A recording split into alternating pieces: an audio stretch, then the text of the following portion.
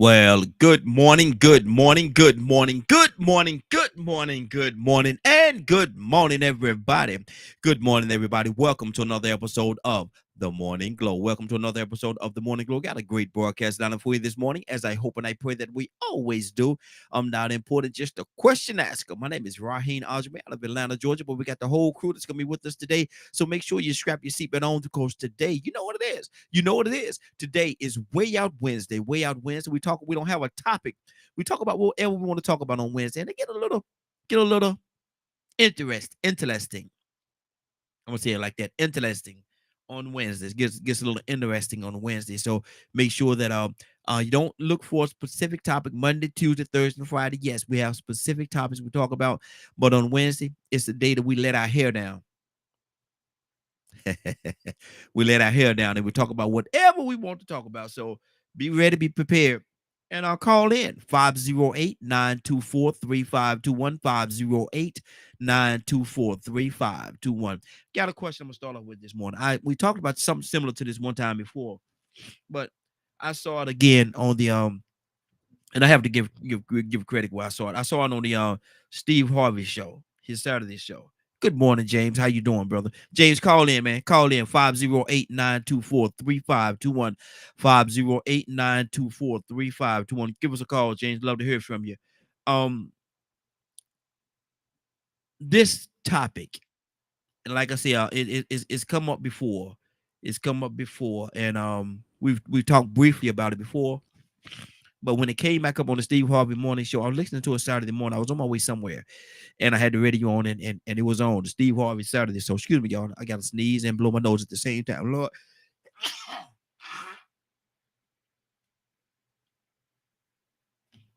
excuse me. Wow, that wasn't good.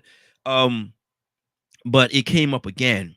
That stuff all on my hand, Lord Jesus. And but what happened was a young lady. She had her baby's dad. Her baby's dad. They were now no longer together. They were no longer together. But he passed. He passed, and when he passed, she's with this other guy. They've been together for a minute, but the baby dad passed, and in honor of the baby's dad, of her baby's dad, and the relationship that they had, she went out. Didn't say nothing to her present guy, and she got a tattoo over her heart, his name. She tattooed the baby's dad. I want you to hear me now. The baby's dad. He's deceased. He passed. She went out to the tattoo salon and had his name tattooed over her heart. And later on, the one that she's with right now, they was ready to go to bed or whatever they was doing. Their grown folk business.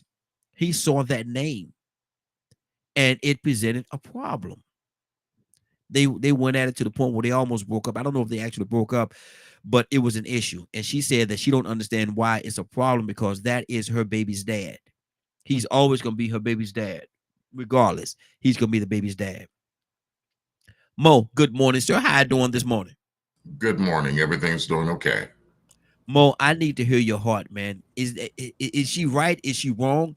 Is the one that she's with right now? Now they're not married, from what I understand. Like I said, I heard it on the Steve Harvey Morning Show, so I don't have all the details, only what they talked about. But he passed. The baby dad passed. She went out, had his name tattooed over her heart. The one that she's with right now saw it and had a problem. He had a problem with it. Who's right or who's wrong, brother? Well, in my opinion, she's in the wrong, but she's in the wrong because apparently she's still mourning and grieving that particular loss. And Mhm. now, to when you having grown folks' business and out on the beach, he has to constantly look at another man's name over her breast. Uh-huh. Um, Can you come on that, screen, Mo? hold on one moment, please. Okay, I'm gonna put you on full screen while I step away for 1 second while I listen. All right. Yeah, but Yeah. I So yeah. she now has another man's name over her chest, which is very, it's kind of disrespectful to him. And unfortunately, what happens is that you know, people get tattoo removals all the time. That tattoo removal is going to cost her $3,000 to get that removed if she ever decides to get it removed. But she could have at least had some type of discussion with him if they were still together to make that particular decision, which is a permanent decision unless you're going to, as I said, have it removed at some Wow. point. And who's going to go through that? Exactly. I got my take on it too. Let me go to Tucson. Tucson, what do you did you hear the scenario? And good morning. How you doing this morning, sir? No, sir. Good morning. No, I didn't hear it. Let me tell you. I'm gonna try to give it the quick version. I was listening to the Steve Harvey morning show, the Saturday edition. I was on my way somewhere Saturday, and it just happened to be on. So I was listening while I was riding. This young lady, she sent in a letter, and she said, "Well, listen, this is what the situation is. My baby's dad passed. Her baby's father passed. She's with this other dude. They've been together for a while. In mourning, she went out and she got a tattoo of her deceased baby's dad on above her heart. Got it right there. His name on her heart. The one that she's with actually later on saw it. I don't know what they was doing, going to bed, whatever they was doing, and he saw this and know that has never been there before. It was something that was brand new. You can tell when a tattoo is new because it got that little stuff on it, grease or whatever. It was new, and he had a problem with it. He had a problem, and she said, "You got to understand, this is my baby's dad. He passed, blah blah blah." Tucson, who is right and who's wrong? Yeah,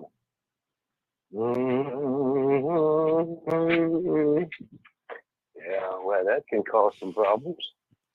And No it is, discussion. and it is, yeah. That's you see, communication is the key to everything. I mean, if that's where your heart is, well, there you go. And I understand people, you know, and I said this yesterday. You got to find your place in life, and when things happen, you got to. We have to learn how to keep our place in life as things change. Otherwise, you're gonna cause yourself some problems.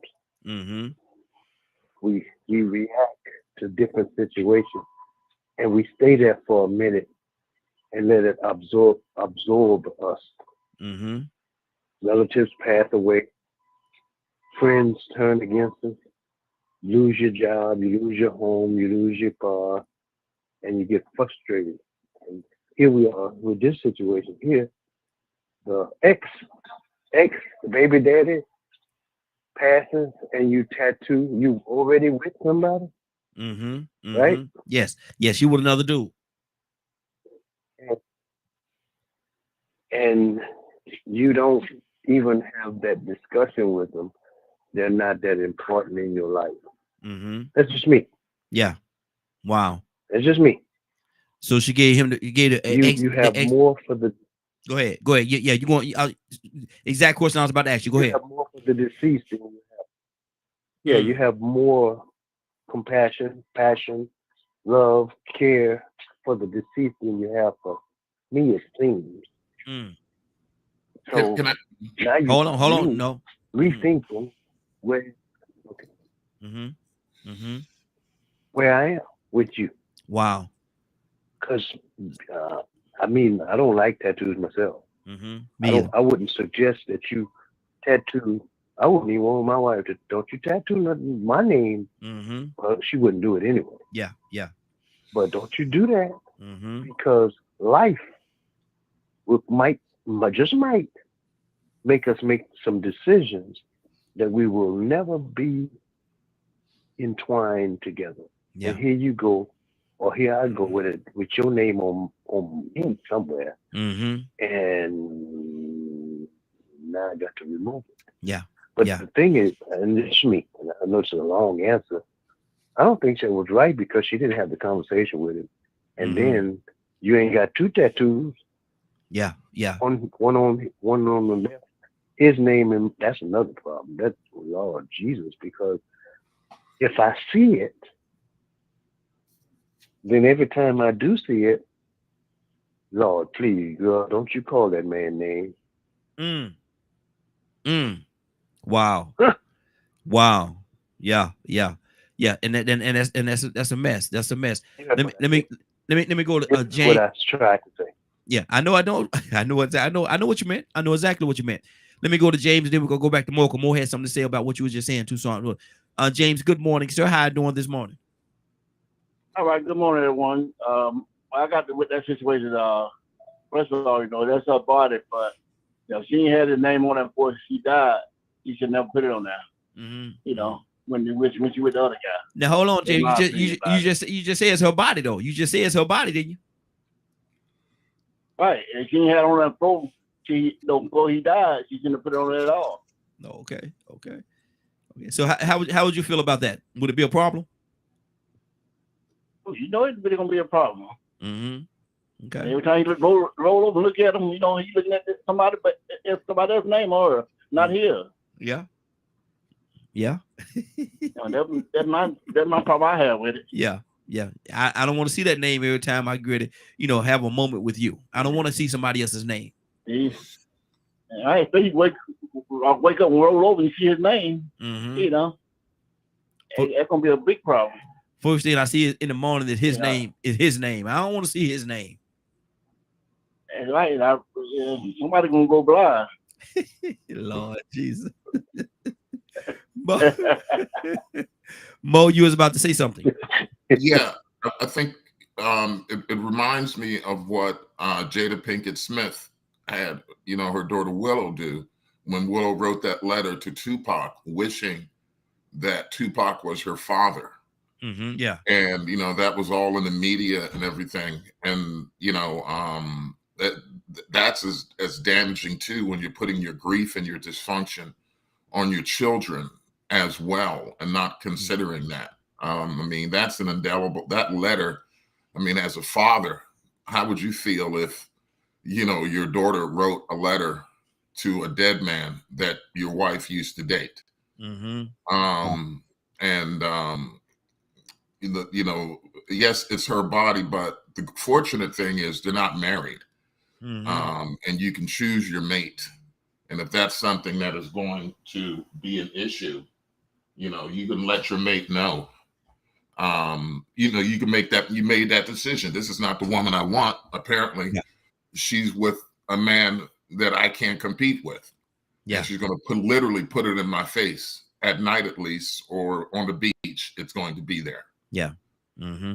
And y'all all go to the beach together, and you her and a couple of couples and your friends and everybody and kids, and they say, man, what is that? Who is Cleophas? That ain't your name, is it? Your middle name Cleophas? Nah, they ain't my name, dog. They ain't my name, dog. Well, who is Cleophas? Why his name on your girl's chest? What right above her heart? Wait a minute. But Tucson, let me is are we put it's a tattoo though. It's a tattoo, it's a memorabilia. That's what it is. It's a memorabilia. It's just a tattoo. Are we putting too much into this thing, Tucson? You know what I thought about when Mo talking? I think the song said, "Say my name, say my name." Yeah. Oh, Billy, girl, my name is Billy. Wow. Mm-hmm. Wait a minute. You ain't putting too much on it. I don't think so. I don't know. I know people do whatever you want with your body, but you can't do whatever you want with yourself in a relationship. I had to learn that the hard way, Raheem. Yeah. This is my position. I'm just saying, you can't. It ain't gonna work. Depends on how hard you're working on your relationship. Yeah. And if you just making your own decisions without your partner, you wrong. Period. Yeah. Now, I know we talking about. I know we ain't talking about husband and wife. I don't know. No, I don't think that's sure enough a problem. Yeah. Yeah. Mm-hmm. Now I wish I would. That ain't gonna work out good. I'm telling you right now. But I know she wouldn't. But yeah, and she called me Tucson. You know, she called me Tucson. Babe, whatever. Um, um, my. Dang, oh Lord, have mercy. I remember being in a relationship, and they a decision had to be made at the house, Mm-hmm. and they said, "Well, I need to check with my children's father." At what house? Mm. Mm. You know what I'm gonna do? What's that? Let me get your clothes out of here. Mm-hmm. You heard what I said?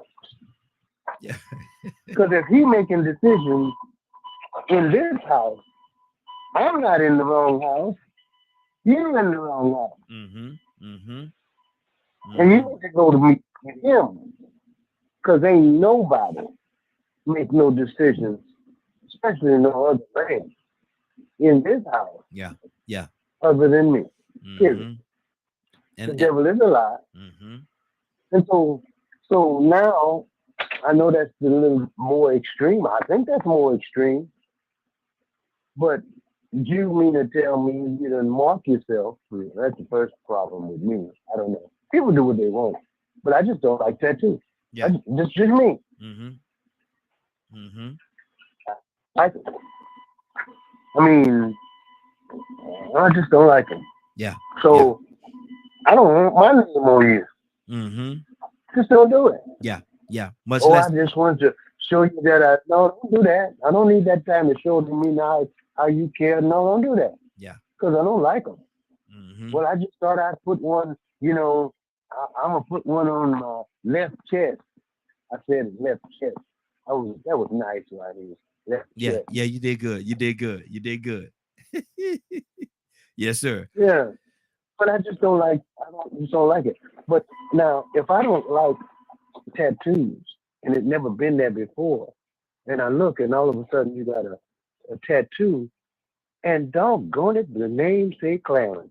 Mm. I Clarence. didn't even, as a matter of fact, I didn't even like Clarence when he was living. Yeah. Yeah.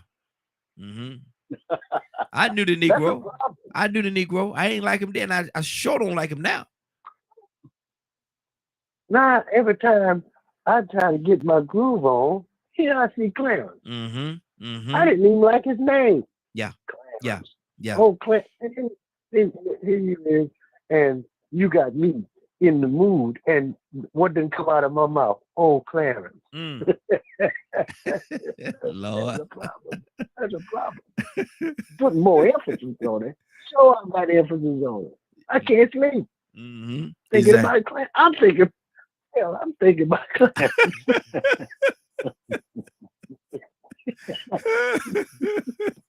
Cassandra, where you at, Cassandra? Cassandra, where you at? James, talk to me, brother.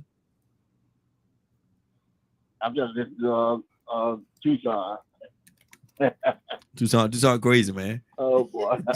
Tucson crazy, I man. thought about Clarence Carter. Hey, Clarence, in that song, Clarence. Lord Jesus. No, we ain't doing that round here. We ain't doing that round here.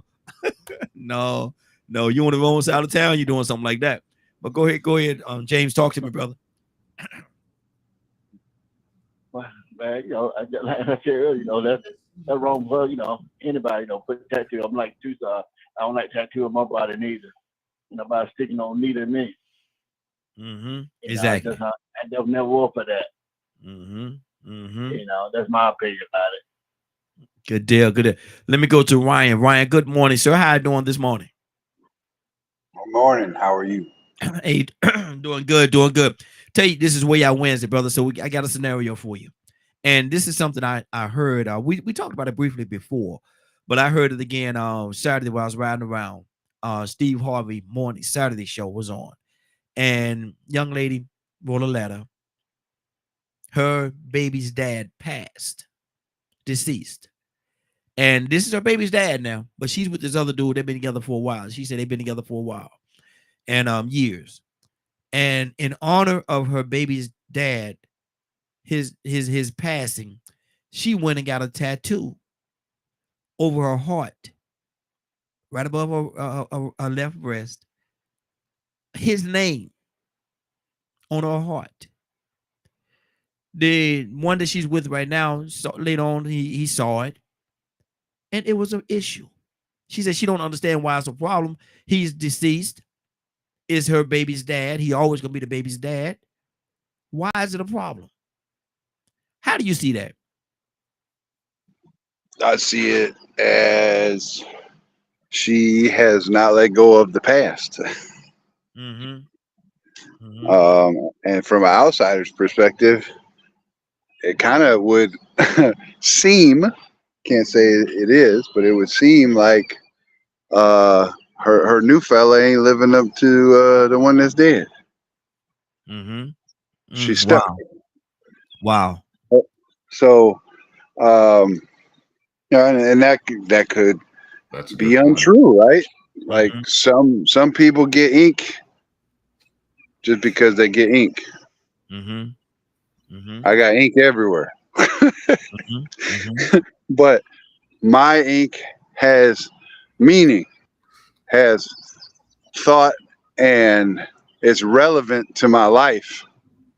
And a lot of the people that I associate with that get tatted up, every one of their tattoos means something. They don't just put nonsense and junk on their body. Yeah. Yeah. So it has to have meaning, right? Mm-hmm. There has to be some layer of this really means, or he really means, or meant, in this case, something to me. Mm-hmm. So you got to look at it from her new husband's perspective as well. Now I don't know if they were married, but it's a new certificate. Okay. I don't know if they're married, but it's still her. Regardless. Yeah. What you The saying? significant other, we'll go there. Mm-hmm. Every time she go topless and they go about adult business, or he walk in the bathroom and she coming out the shower or whatever, he gonna see another man's name on her chest that she just put there. Yeah. It wasn't something from the past. It wasn't there before they got together, but now it's there. So that's going to play a role in his mindset. Hey, Ryan, let me ask you a question. Because I don't have any tattoos. And so when you first get it, I know they put the gel on it, that whatever they stuff they put on top of it. But do you have to cover it up at first? There's no gel. What is that? It's some kind of grease, that shiny stuff to be on there. What is that? Petroleum Oh jelly? no, that's when they're finished. They can put Vaseline or petroleum jelly on there. Some people there's different balms that they put on there, and then when you initially leave, you're supposed to wrap it and keep it sealed for a few hours so you don't catch no infections. Okay, that part right there. Now, what if she had it a covering on, had the petroleum jelly and had a covering on it, and she go home and that night she's they're about to, she's about to get in the shower, whatever she's about to do. He happened to be in the bathroom, and she said, "Oh, you got another tattoo? Oh yeah, I meant to talk to you about this. Let me see it. I can't wait. What is it? A unicorn? What is it? It a little teddy bear or something? Let me see it. I know it's so cute. Let me see it. You got some butterflies. It's a butterfly. Woo! I know this could be so nice. Let me see it." And she said, "You sure you want to see it?" Why wouldn't I want to see it? Come on now, that's your tattoo. Yeah, I want to see it. Look at right above your heart. It must mean something to you. Right above your heart. She look at him. They look at each other. He said, "Take it off. You gonna show it to me?" And she take the covering off, and he look at it, and it says Clarence Jenkins. Wow, that's a mess. He said Clarence Jenkins. That's my son's name now. Wow. What is it really? Okay. what is that moment like? That moment, the reveal. What would that moment be like for you, Ryan? This way I went, but take them explicit, them fancy words. Don't put them in there. What would that moment be For like? me, for me, there would be some expletives, Yes, exactly, and exactly. then I would be walking out the bathroom and probably bagging up some stuff and walking out the door. Mm. Yeah. Is it that And serious? what if it was a guy who was abusive? Mm-hmm. Yeah, let me see that. Pow! Wow. Somebody Wow. got Mike Tyson. You Mm-hmm. know what I'm saying? Like, take it's so hard, right? To just go in on this because we're men, Yeah. right? Mm-hmm. And our instant reaction to most things that threaten our relationship is anger Mm-hmm. or puffing up our chest, right? Mm-hmm. Mm-hmm. But you put another man's name on your body after we've been together, Let me and do it's this. not your daddy. Mhm. Let me do this. My daughter Nini said this right here, and Ryan, read that. Can you see it? If Clarence is deceased, is it that big of a deal because she can't cheat with him or anything? But I understand what she's saying, right? Yes. And Yes. how you doing, by the way? Uh, so it is a big deal because she can't cheat with him, but that means her mind and her heart are still belonging to him. Your body's here with me, but your mind is on the other I side. didn't mean to get him to do that, y'all. I'm sorry, you know. Messing me But around. I mean, think about it. Think about it. She put it on her heart. Mm-hmm. He's still in my heart. Well, that's cool, but how much of that heart is he taking up? How Mm. much of my what's supposed to be my space? And I ain't talking about websites. Yeah. Wow. He Wow. taking up. But Wow. see, let me go to Tucson. Tucson, are we putting too much into this? It's a tattoo. It's a tattoo. It is her baby's dad. That regardless of how we feel about it or whatever the case, he will always be. There's nothing in the world that could change that. He will always be her baby's dad. Always gonna be that. Always gonna be that. Now he's deceased, and like Nene said, it's not a cheating situation. You can't. He's gone. What are you fighting against? You fighting against a dead man? What are you fighting against? Are we putting too much into this? Tucson? Well, I was wondering if you were talking to me. Yeah. You got an echo now, right? But anyway, no, it ain't too much. And I know that he's dead, but he lives on Mm-hmm. in your heart. He lives on. He ain't your daddy. He ain't your son. He's your children's father. Well, I know that we have some people that do extra for their children, Yes. but don't do that. Mm-hmm. And I understand some, some, some may say it. He's dead. Yeah, but I got to keep him on my mind all the time from here on out. Mm-hmm. Not me. Here's another thing. Your children's father, not my children's father. That's these I know a little bit about how you call that when you have extended families. Mm-hmm. You know, you people are particular about their children. Yeah. If you don't have to deal with that, you might as well thank God. Start right now Mm. because you can't do something. Some things you can't correct other folks' children. And I know that's an off thing, but I'm saying to you or to whoever's listening, it's a problem because I don't care if he's dead or not. I don't. I don't mean no disrespect, but I don't have to remember him. Mm. Wow. I'm sorry. are we being That may be- are we being a little and I'm being a question asked. That is where I went, so I'm going way on out with y'all. So my thing is this: are we being a little insensitive to the way that she feels? Because, like I say, he is her children's dad. They're gone. The children don't have their father no Yes. more. So are we Yes. being insensitive? Yes, I agree. But is she being a little sensitive, more, extreme in her sensitivity? I'm gonna use the big words. Hold on, lady. I wish Come I on knew now. some, Come on but I now. don't even practice that. I'm just saying, you have this thing, evidently, that it goes on and on and on in your life. I'm wondering who you've been sleeping with all Mm. this time. I So know I've been hold on. laying there. So hold I on got now. Two, Hold three on. Hold people. on. Hold on. Now I'm we done just turn the lady into a wait cheater. minute. We done turn the lady into a cheater. Wait, I didn't say that. I Mhm. didn't say that. But Raheem, there are people every day that are laying down Mentally beside cheating. Mentally cheating. I know what you're saying. one person I know and what you're saying. thinking about another. Yeah, I know what you're saying. Mentally cheating. I know what you're saying. Mm-hmm. Yeah. They got some people. They tell they significant other, put your Beyonce wig on tonight. Mm. Mm, No scrubs. boy. Anyway, Mm-hmm. I'm just saying.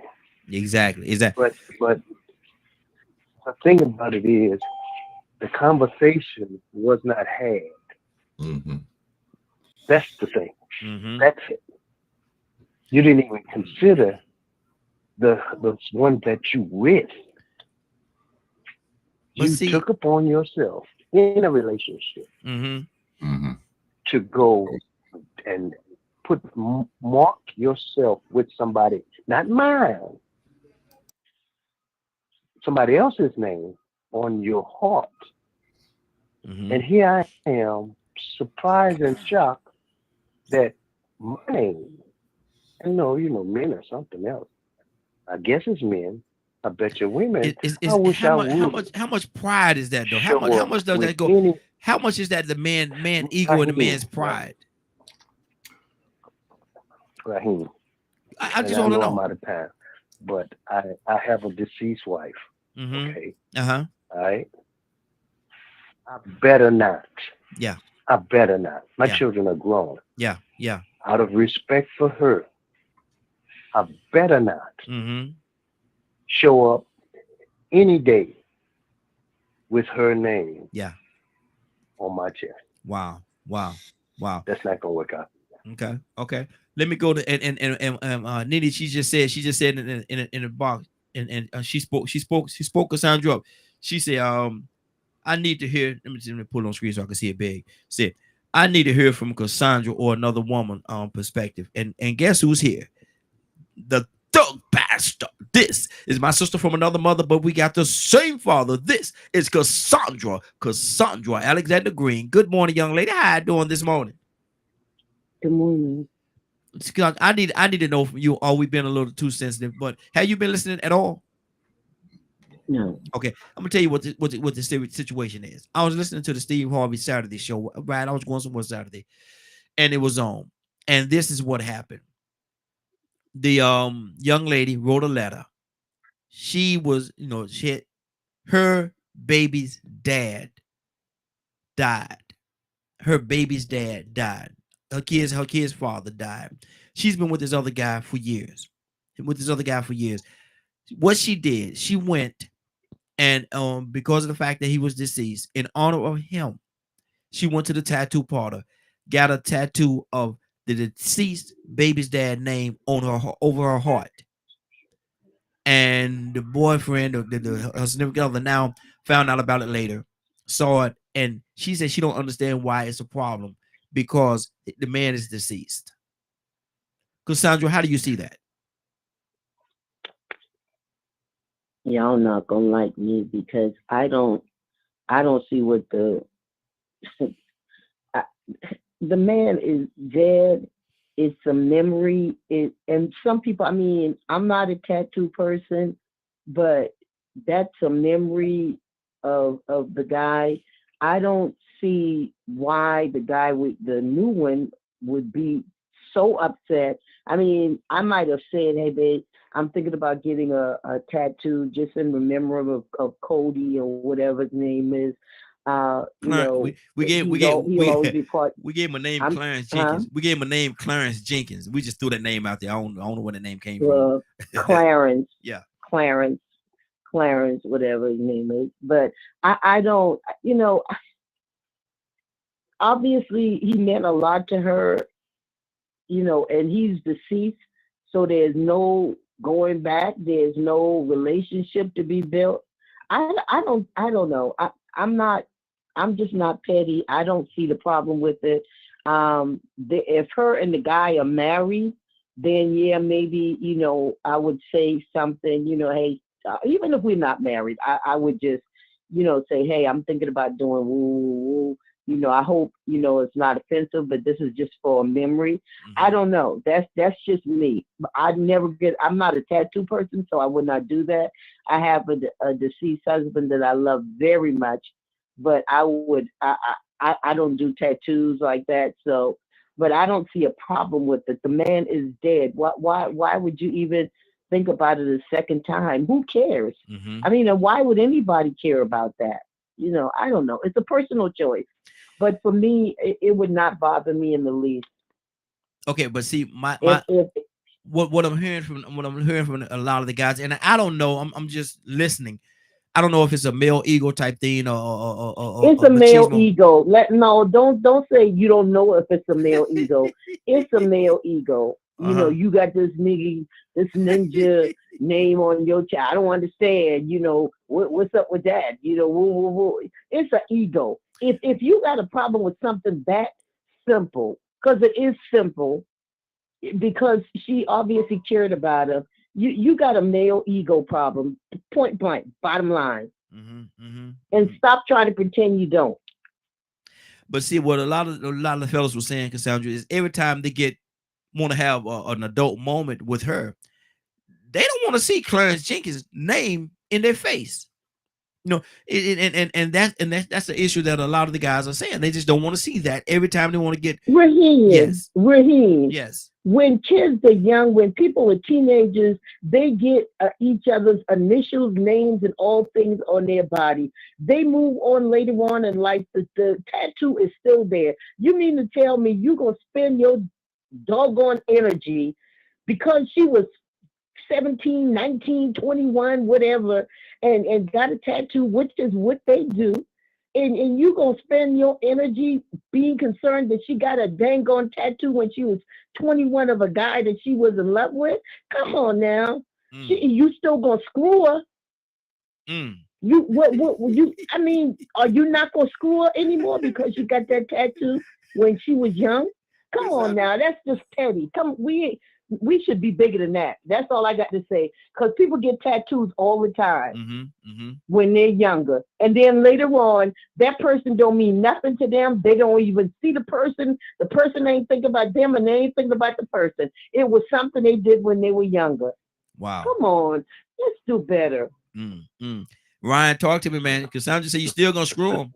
You still going to screw them. You still going to get your little freak on. Ryan? I'm here. My bad. Yeah, talk to me. I'm inside a trailer working. Does Cassandra have a point? I mean, it shouldn't be no issue. You know, the man is dead. He's not a threat. He's dead. He's gone on. So he's not a threat. So why should that be a threat to you, or why should you have an issue with seeing her honoring somebody? Maybe when you pass, she might put your name right up on the Clarence name. Well, I mean, she got anybody else's name on there that she's honoring? Lord. I'm just saying, like, I'm trying to be as diplomatic with it as I can be, because I understand. Way out Wednesday, brother. Way out Wednesday. Let's go. Let's go. For instance, I'm gonna turn this on for a second, and not everybody can be able to see this. Well, I can't even because of my camera, but Yeah, yeah. that right there, okay? Mm-hmm. That's culturally, that's called a sacrificial dagger. Mm-hmm. It's Mm-hmm. got 3 heads on it. Okay. And the meaning of it is mind, body, and spirit. And that's the things that I'm willing to sacrifice for my beliefs. Mm-hmm. That's a profound meaning. Mm-hmm. Anybody that's looked at that and put it in context and asked me what it means, when they get the explanation, they're like, man, that's deep. I don't know nobody who puts that much thought into their ink. And I say that because that's what it's supposed to be. It's not supposed to be, that's a single, random stuff on your body. It's got to have some sort of meaning. If you just put random stuff on you that has no literal meaning, you're wasting money and time, emotion, pain, because it's painful for some people. People like me, it's relaxing. Wow. Wow. And I literally go to sleep while I'm getting it. So, but it's a big deal. It's not just something that you just, like when you go to the store, let me get this bag of chips. Yeah. Getting ink is a big deal. It's a thought out process. It requires extreme, in some cases, financial.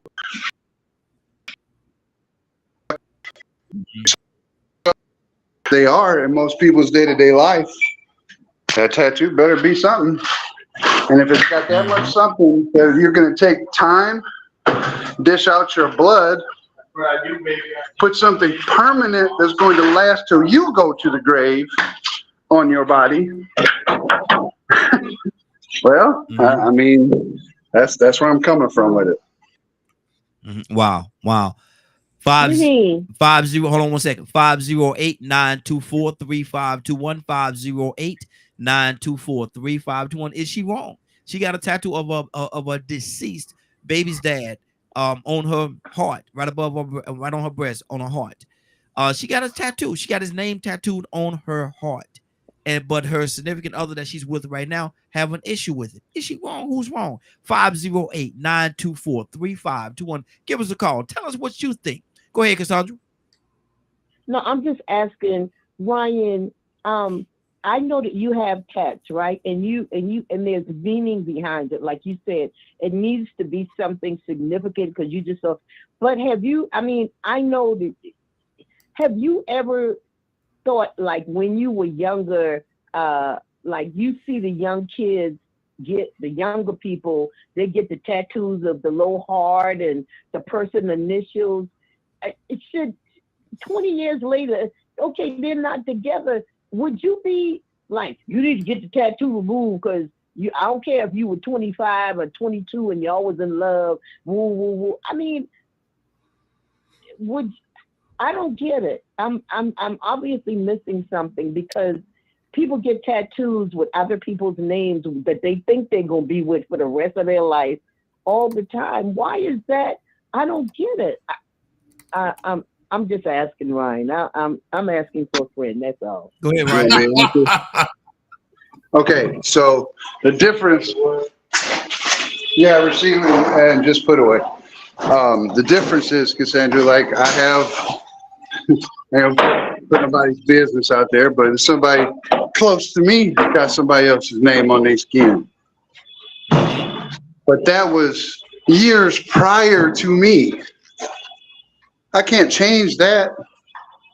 That's not something that affects me because it happened before me.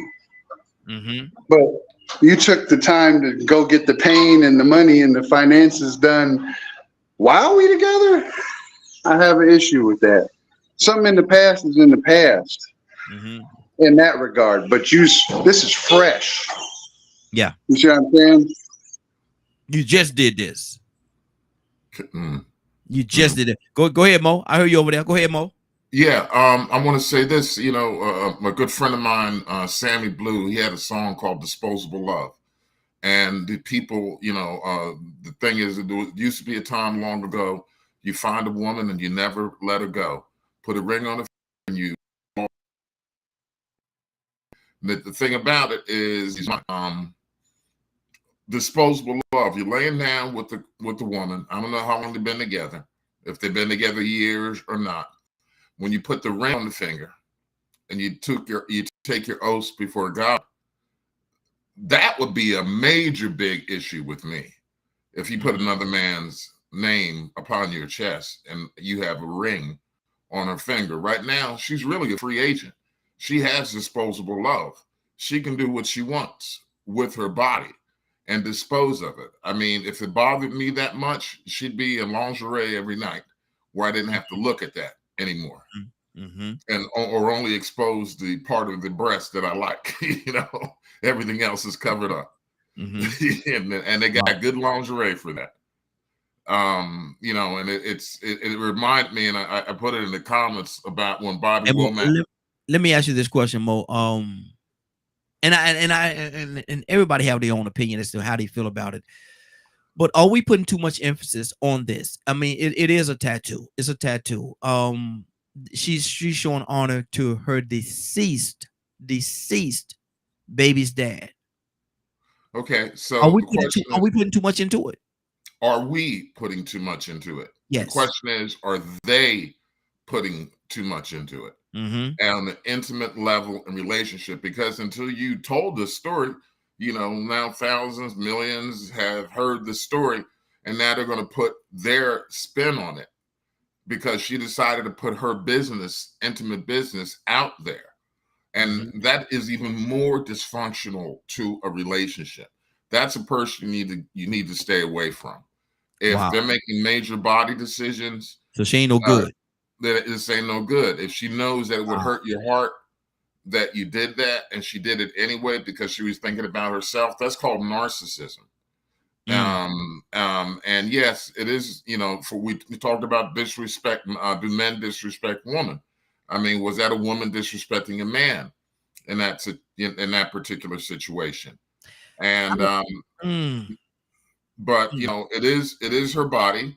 She is not bonded by matrimony or anything like that. Marriage is a contract, a business contract when it comes down to it, and then we make it a moral contract. But unless he was willing to put a ring on her finger and everything, yeah. And I guess your daughter just said, dang, she's a narcissist or having some type of love for her baby daddy. She can be a narcissist, and if she ignores the feelings of others and it's only her ego that matters, and no one else is within her life, that a person doesn't have an emotional investment, physical, intimate relationship and with that person. So that is a narcissistic. Do you think her intent was to hurt her significant other that she's with right now? I think she is obviously still grieving. And when a person is grieving, their intent is on relieving the sadness at the moment, giving alleviation. Is she wrong for doing this if she was grieving? And in that moment, in that space, made a temporary decision that's going to basically be permanent. I can't say that she was wrong because she was mourning and grieving. Mm-hmm. So does that too make her a narcissist? Yes, you can be a narcissistic person to where everything revolves around them. They're inconsiderate of others' feelings, inconsiderate of. Let me say this, brother. I don't think she. And I'm guessing. I heard the thing on the radio, so I don't know all the details. I'm taking it from where they gave it to me, but I don't think that her doing that, I don't think she was disregarding or just thinking about her own self. I think she was more thinking about her pain that she's going through because of the fact of the loss that she had. Right. And she she was grieving. Absolutely. So I don't think that she did that with the intent to hurt her significant other. I don't even think that he was a part of her thought pattern at that particular time. Now, is that a good thing or a bad thing? That's another conversation. But that's an immature thing. No, I won't even say that. Let me go to Cassandra. Cassandra, from a counselor standpoint, what do you hear, Cassandra? No, it sounds like just what you said, that obviously there's still some hurt or pain. I don't know how long it's been. We can't just judge people on things, and we don't know the full story. And to call her a narcissist, that's a stretch, Mo. That's quite a stretch, because we don't know her background. We don't know anything else except what Raheem has revealed to us. But that does not sound narcissistic to me. Just it sounds like she is a person that is grieving. It's something, a process that she's going through. And yes, how many of us when we were younger made, or not even younger, at my age, I made dumb decisions sometimes out of pain. You've never done that? No one on here has ever made a dumb decision when they were on pain. Even we may think it was dumb. Yeah. You know what I'm saying? Later go like, oh my God, why did I do that? What was I thinking? Did it. What was Am I I allowed to respond? What was I thinking at that time? You know what I'm saying? Mhm. So let's not act like we've never made those kinds of decisions in our life. Ain't a person on here can tell me they never made a decision, a bad decision, especially if they were in trauma or grief or some type of pain going on. Come on now. Come on. Let's just be. Can we just be transparent sometimes and not try to pretend like we got it all together? I don't have it all together. I say it all the time. I don't. So yeah, Raheem, I just think we don't know the full story. Yes. But as a counselor, it sounds to me like she's in grief. She's still grieving the death of that person. Exactly. Mo, you wanted to respond? Do it quickly, man, because I got to move on to some more people. We got to keep it 3 minutes. I think in grief, you can make a narcissistic response to things when you're in pain. And you have to later in life, you can look at, was that a narcissistic response? Was I thinking totally about myself, disregarding the emotions of others? I'm not saying she's a narcissist. Does it make it a narcissistic impulse decision make them a narcissist? No, it does No. not. It absolutely does not. Okay. But upon reflection, you can look at how you may have hurt others because you looked at self as opposed to being in a relationship. And that's a bad thing. Okay. Toussaint, talk to me, brother.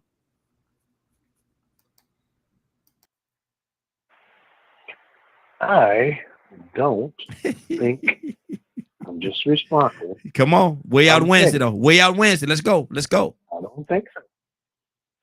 But here we are with the situation, and I love my children. And been there, done that. But there are some things that I will not do.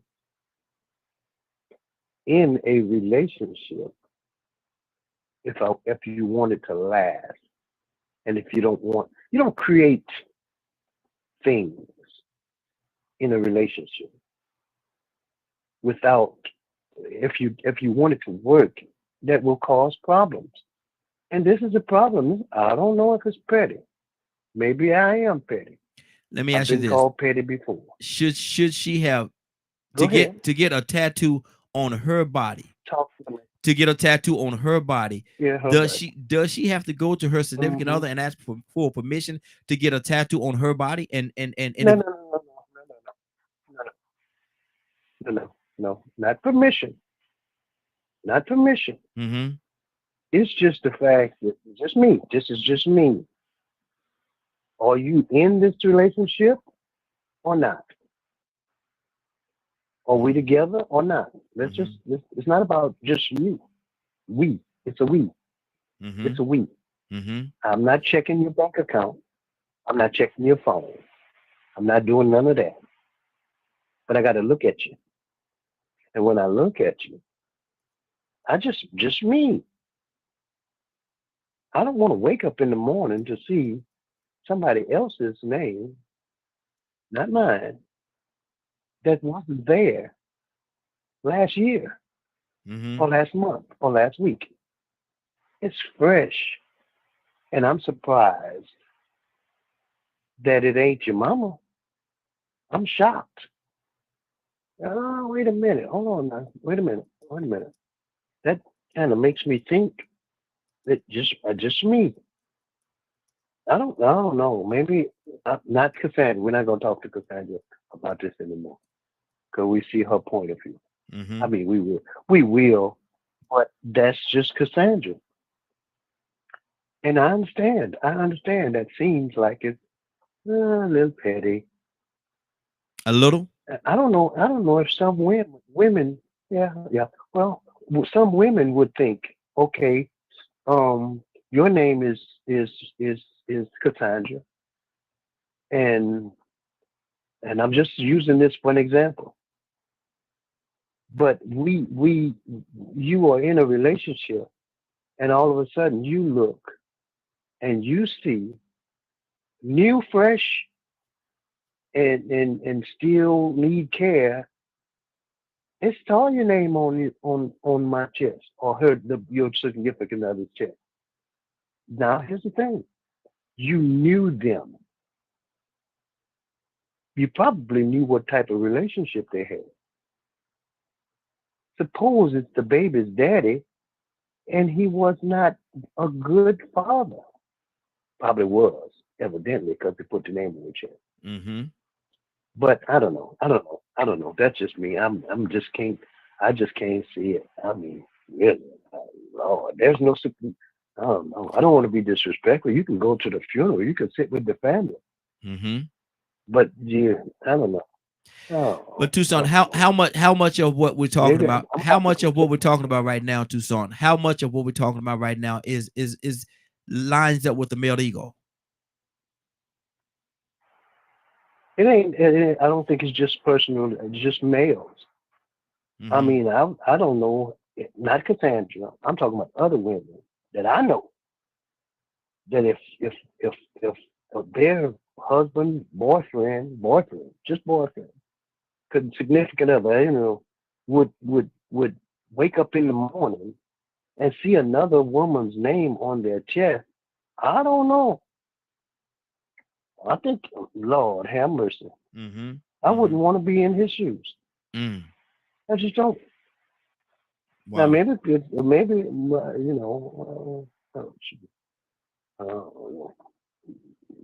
was going to say something, but I'm gonna leave you alone, Cassandra. Cassandra, you want to respond? No, because I always believe that people have a right to their opinion, and we're gonna differentiate on what we think is appropriate and inappropriate.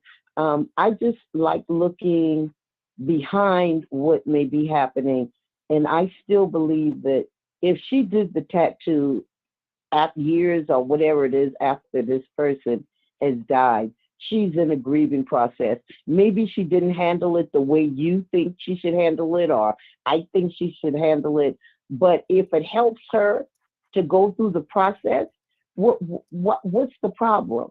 And as a woman, I would not have a problem. I can tell you, and I know other women that would not have a problem with that. But it's it's wherever you are.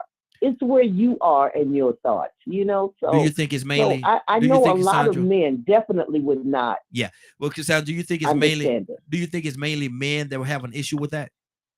No, I think women. I think some women would have. No.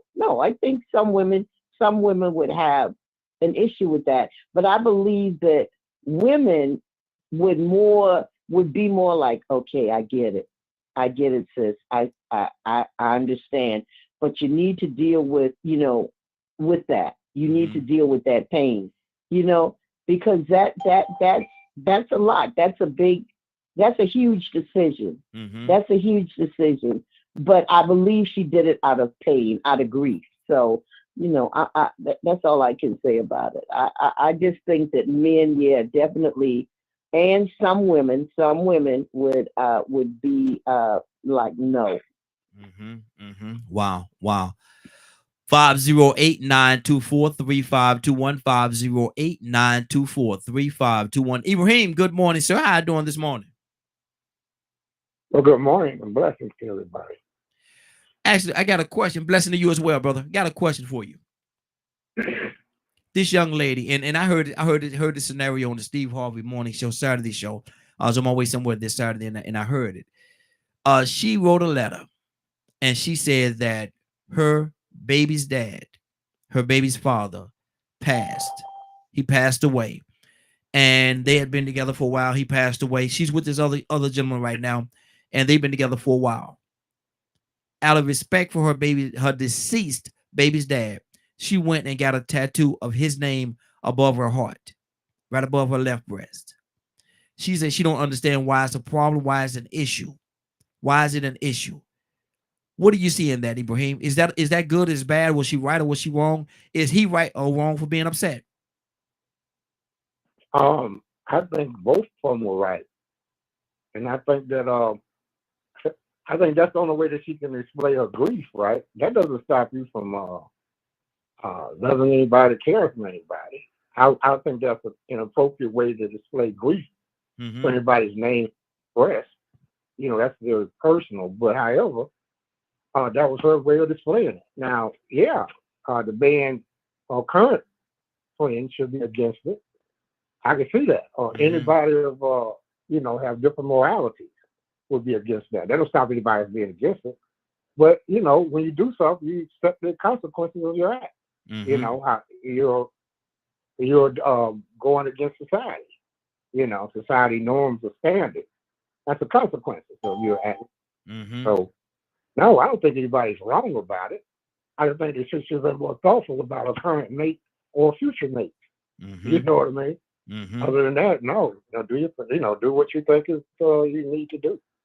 Wow. That's good.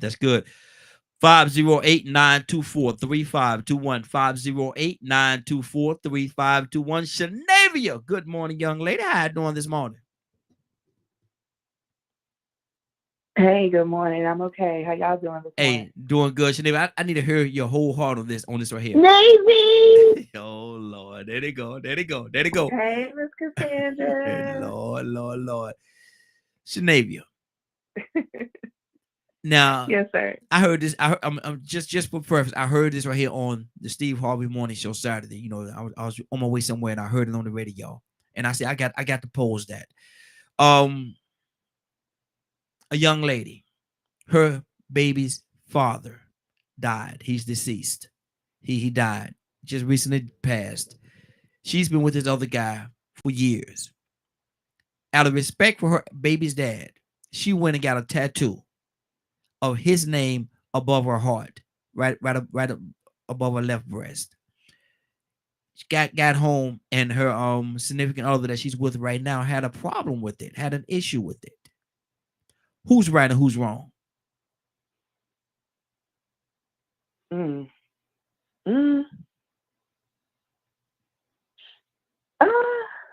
can't really say.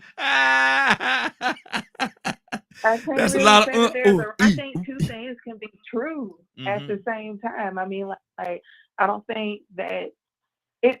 Although the displaying of her grief may not be palatable to him, but he's also within his right for feeling some type of way. Because I mean, if I'm putting myself in both positions, like, I mean, now me personally, I'm not going to brand myself with someone's name, no matter who it is. That's just me. Now I have tattoos, but whenever it gets to branding, in my opinion, that's I don't know. I just ain't gonna put nobody's name on me. But that's how she chose to honor him and grieve. I mean, me personally, maybe just sending a flower to his arrangement or even going to the funeral would have been enough to pay homage. And make sure that the kid is raised the best way.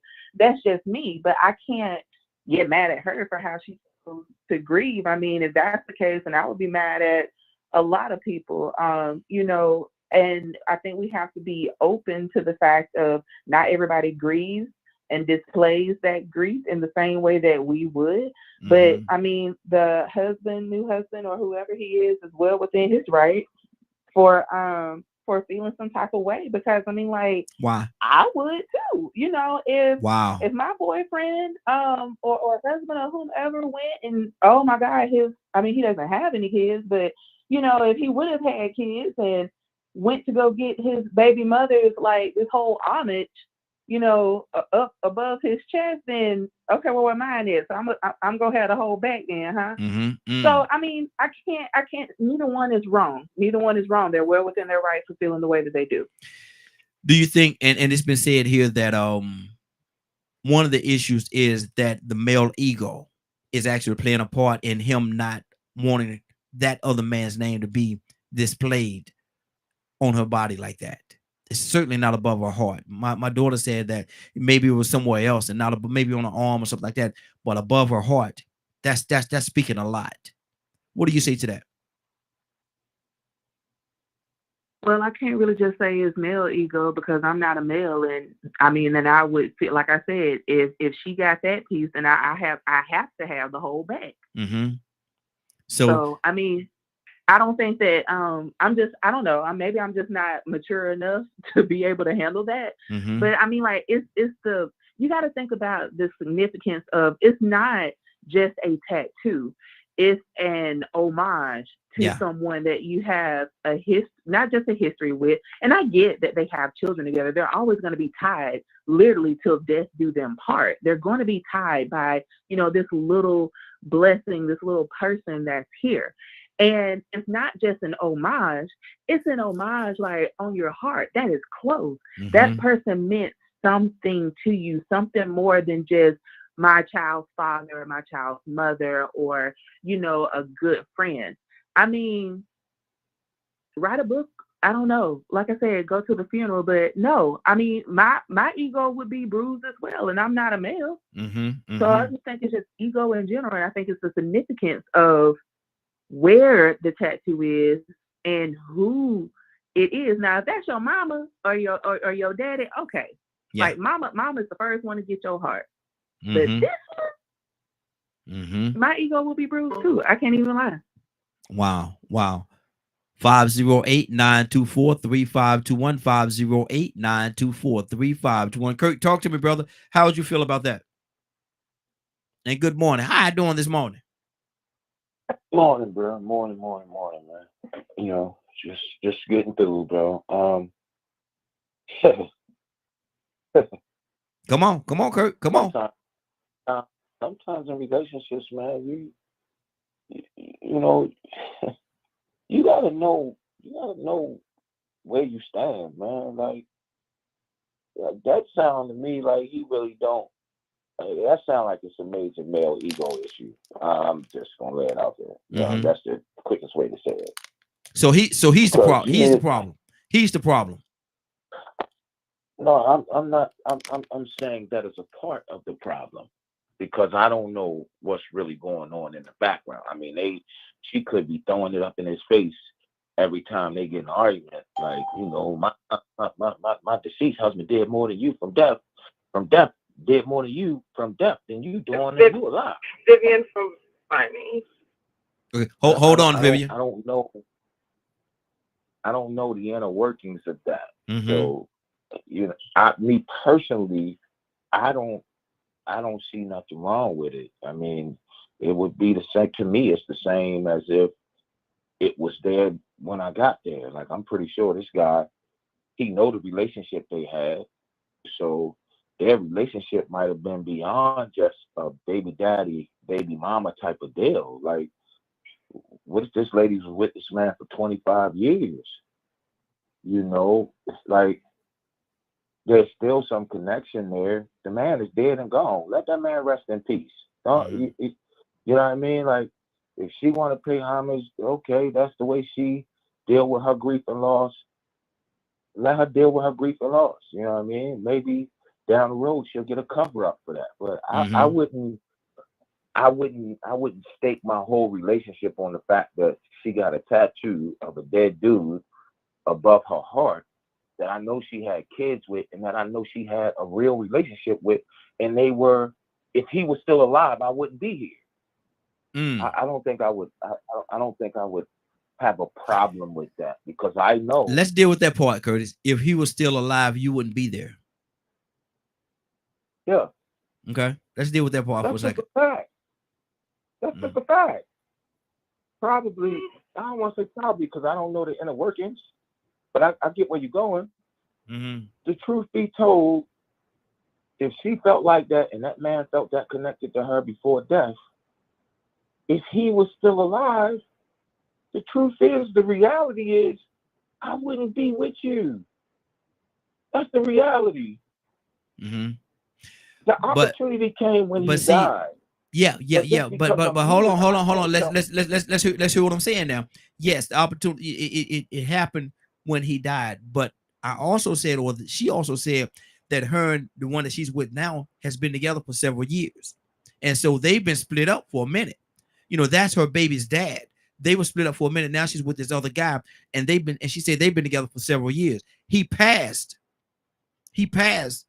and now she going back and she's putting this tattoo on her chest, on above her heart. Now, her and her significant other that she's with right now, the one that has a problem with it, has been with her for years. So he's been there. So that means, if I interpret that, that means that for years he fully is aware of what type of relationship she was in prior to him, right? He's fully aware of that.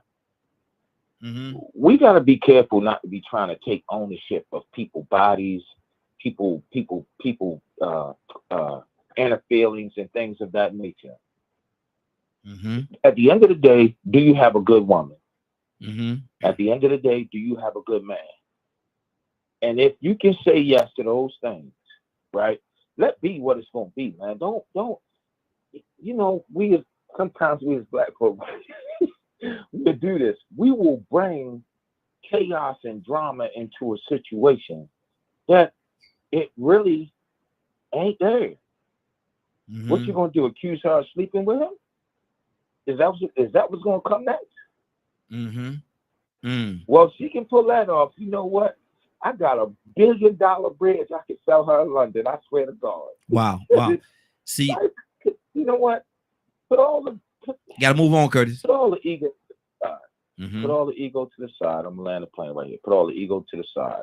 Let's address what's really the issue with this man, or what's really the issue with this woman. Because it could be grief and loss, you know, and it could be ego. I don't know. But see, my thing is, you know, I don't want to turn the blinds either side. I don't want to turn the blinds out of either side. I don't want to deal with the whole issue. Let's go to Miss Vivian. Miss Vivian, good morning. How are you doing this morning? Good morning. How are you this morning? I am doing great. Thanks for having you. First time caller. Definitely appreciate you calling in. We're talking about this situation and this scenario that I actually heard on the Steve Harvey show. And the young lady, she wrote a letter, say that her baby's dad died. He is now deceased. In her group. Now she's with another guy that she's been with for many years. Okay.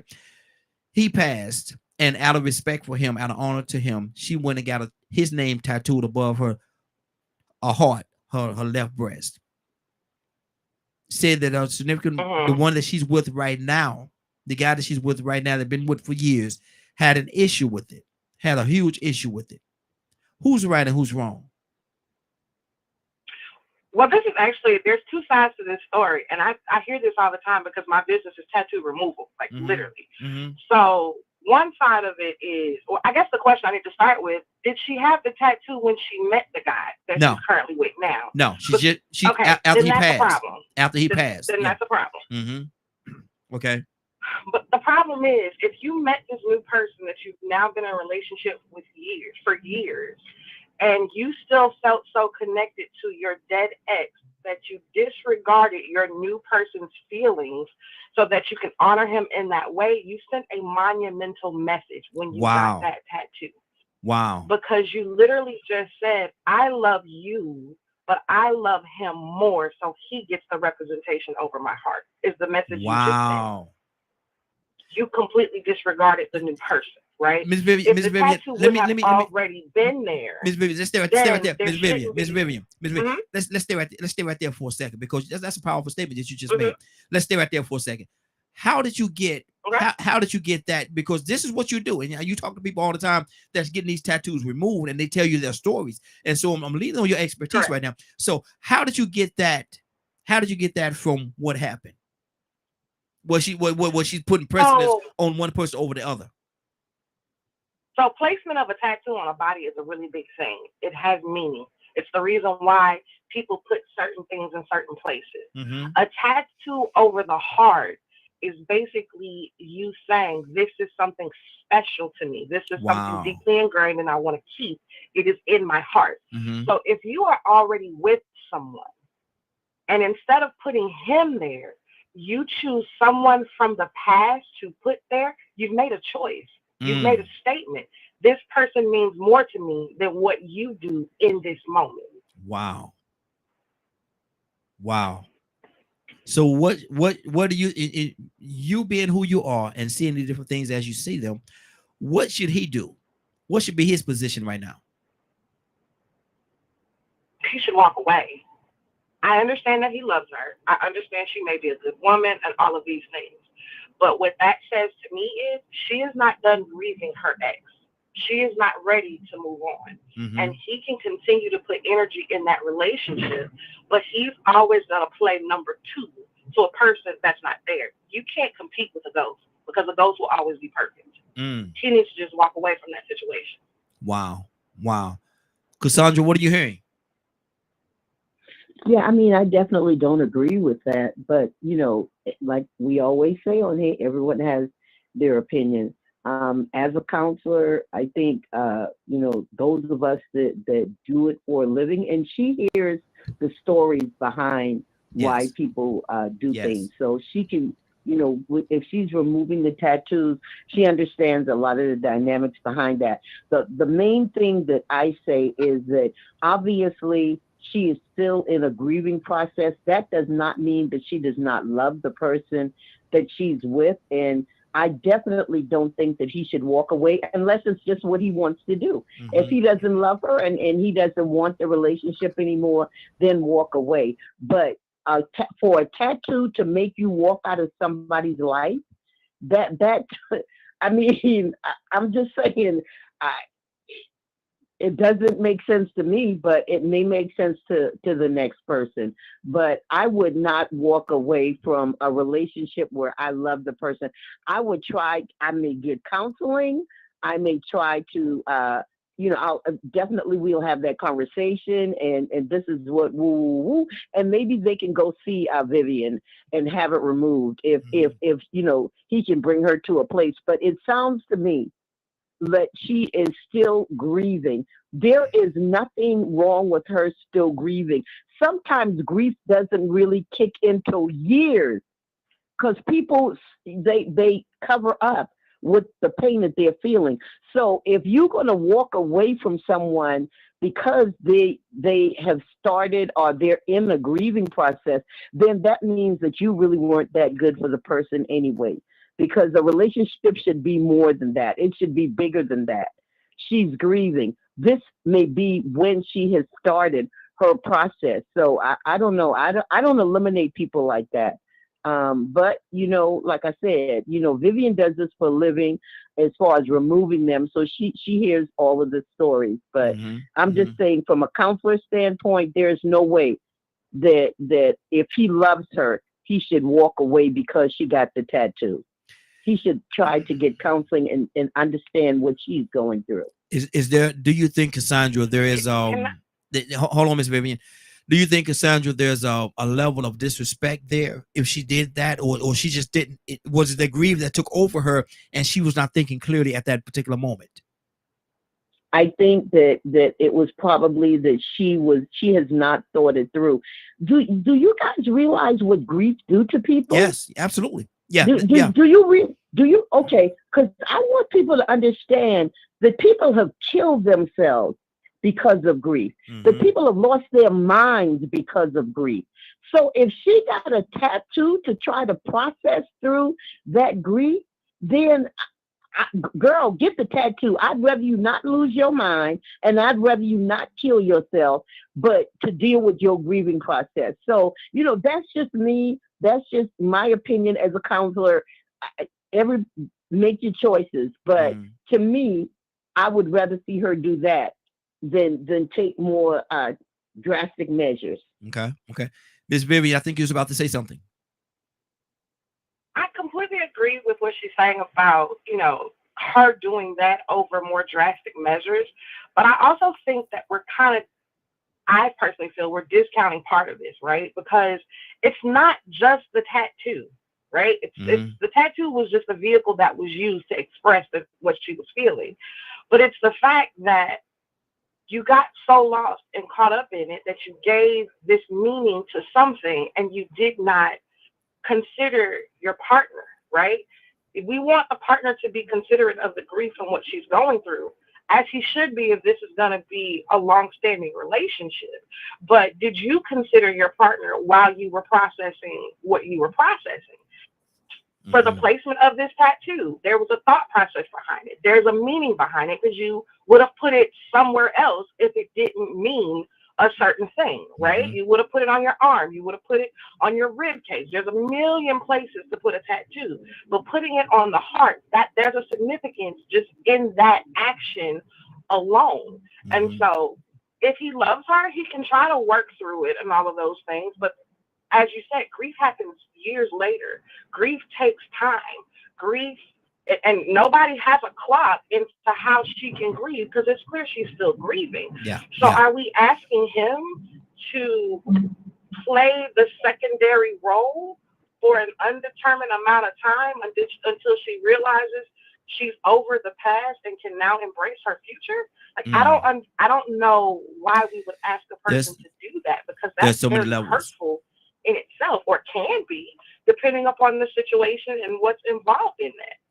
But see, my thing is there's so many different levels on this right here, because if I'm just, for the sake of the conversation, me being a question asker, if he did stay, and during the time where she was at her weakest moment, she looked back over that and she said, you know what, I realized what I put you through, and I realized, what I did and how I did it and how it affected you, and you decided to stay with me anyway, that lets me know exactly how much you do love me. And at that point, when she realized it, maybe she will come and see you, Vivian, and have that removed, because it will catapult their relationship to a totally different level. But there's also the other side of that coin. There's always the other side of the coin as well. So it's so many different things. Let me go to Leonard. Leonard, good morning, sir. How are you doing this morning? Good morning, Raheem and the Morning Glow family. How are you? Hey, doing well, doing well. And no, brother, ain't no other nonsense. Don't you say that on this thing, man. What? What? Yeah, I saw what you voted down. But my thing, I was listening to the Steve Harvey morning show on Saturday as I was on my way somewhere, and this lady wrote a letter. Her baby daddy, who she had not been with for a long time. She's been with this other significant other. She's been with him for years, this other guy. But the baby dad, he passed. And out of honor for him, she go to the tattoo parlor and she get his name tattooed above her heart, right above her left breast. Come back home to her significant other that she's been with for years, and he had a problem with it. What do you mean you got his name? What do you mean? Leonard, who's right and who's wrong?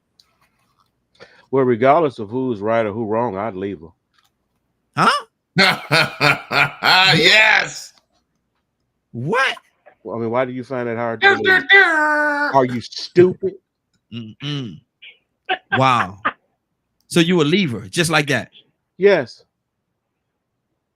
You explain. So I can call witnesses. I don't play no games. Hold on, y'all. Now, did you hear what I said? Y'all been together for years. Yeah, that's why she should know better. That's why she should know better. Preach, Leonard. What kind of woman you dealing with would do that to you? She is not on your side. Let her go lay next to that dead fool that she got tattooed on her chest. Wow.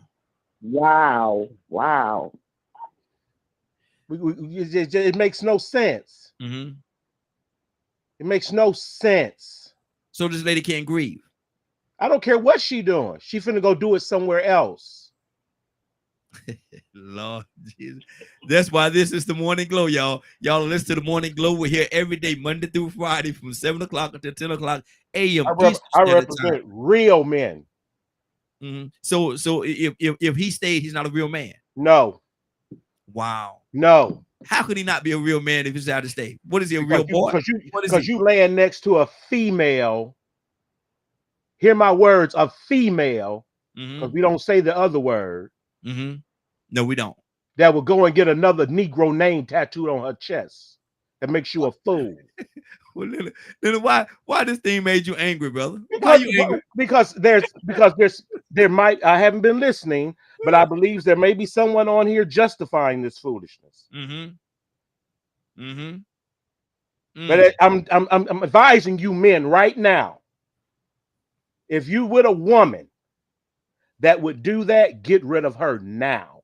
Don't worry about the house. Don't worry about the family. Don't worry about pack it up. None of that. Don't worry about none of that. Just go. Like I've been telling, go get that emergency bag in the closet and go find you somewhere else to be. 508-924. Next thing you know, she'll be telling you she laying with his ghosts. 50. Stay right there, Leonard. Stay right there. You don't say it. Hold on. We're gonna come right back to you in a minute. You stay right there. Don't you go nowhere. 508-924-3521. 508-924-3521. I hadn't talked to Ryan in a while. Sinavia, don't go to much. Sinavia, you can stay with us. I'm gonna come to you in just a second. So please stay with us. Ryan, what's on your heart, brother? Leonard, it dap you up. So I was thinking about back to what Cassandra said. We all make dumb decisions, but you ever made a dumb decision like, man, I'm so upset I'm gonna have surgery? What? I'm gonna cut this finger off. I'm so mad. Nah, hopefully not. Okay.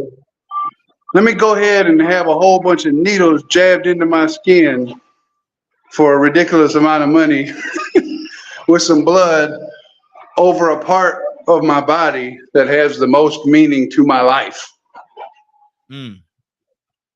Right?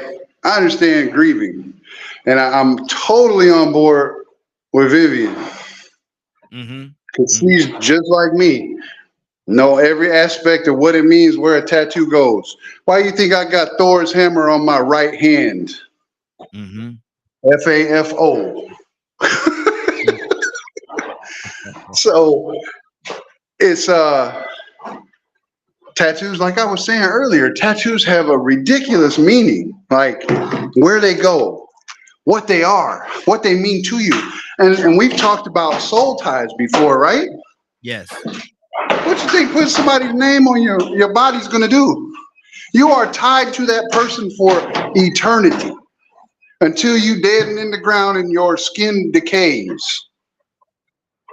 Nobody really thought about that. There's no forgiveness for that.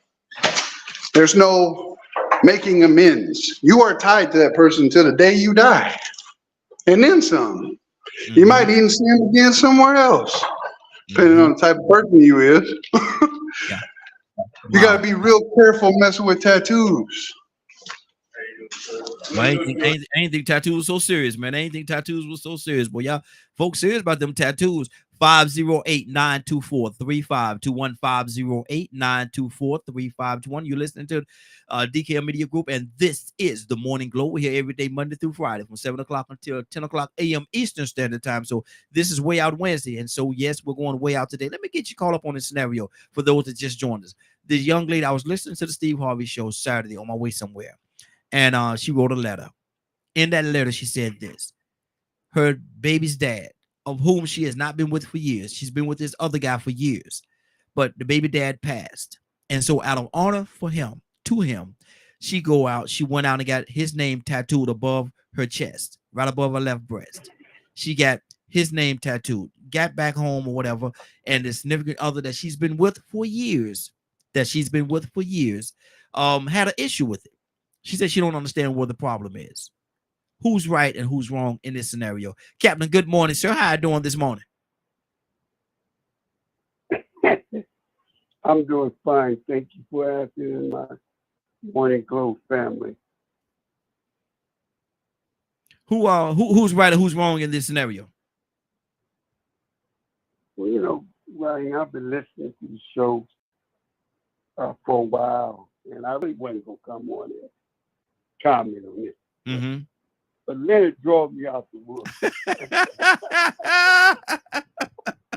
Leonard pulled you in, didn't he? He pulled you in. Yeah, he pulled right when I thought I was getting out. He dropped.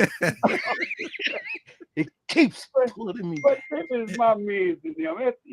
You know, listen, man. He keep it straight with no chaser, man. And you can't be mad about that. You really, really can't be mad because it makes sense. It definitely makes sense. Mm-hmm. You know, I mean, every man does have ego. Ain't no question about it. That's just being men, you know. And every man likes to believe that the woman he got in his life, she gonna roll with him till the wheels fall off. Yeah. Every man want to believe that, man. You know, they're my people, man. We down like the Browns. Mm-hmm. But then you go and get a dead man. And then hear what you said. Out of honor of not the children, not out of honor of the man's son and his baby, out of honor of a dead man. Like that's his last request to me. He said me in his will, baby, if I die, put my name over the top of your chest. I won't be able to see it. I won't be able to see it, but I know it's there. But I know it's there. Now, a man, and I like what Leonard said, man, I mean, hey, sweetheart, it's very clear to me you got more love for him than you do me. For the last couple of years, I've been taking care of you unless there's been something going on I didn't know nothing about now. All right? There's something now. Now, if you love him that much, then you let me call him a dead fool. I wouldn't go that far. You know what she been doing. You know what she been doing. Hold on, Leonard. Hold on. Go ahead, Cap. That's what you want to do. They go and see what the goes. I ain't mad at you. But you can't be with me. I'm just sorry. And I heard Sister Cassandra, well, people grieve. Well, that's true. People do grieve. People have strange ways by which they grieve. But we're talking individuality choices. And I like what Leonard said. He said, that's me. I mean, and I feel the same way. You know, it's clear that, wow, man, you broke my heart, woman. So you put another man over your heart while you break my heart. You just broke. So I don't need, he's gone. He can't do nothing for you now. But you rather dump me. Well, I was grieving. No, I love him. You can say that. But no, I don't think people should get caught up in the right or wrong. They need to, you know, I mean, we can read between the lines if you got any kind of sense. You know, I mean, anybody got any sense, you can read, man, that love that dude. Yeah. You love that dude. And ain't nothing wrong with that. But then my man must have been a rebound. Wow. Hey, man, he must have been a rebound. Come on, Cap. Yeah. Come on, Cap. She probably was sleeping with him till he died. Liddy, you know you my. Well, y'all or something. But let me ask you this question, Cap. I'm gonna ask you this question. We're gonna move on. We got a couple other people I'm called in, and we got to go to Willow. We got Will on the line as well. But Cap, how much of what's being said right now ties into the male ego?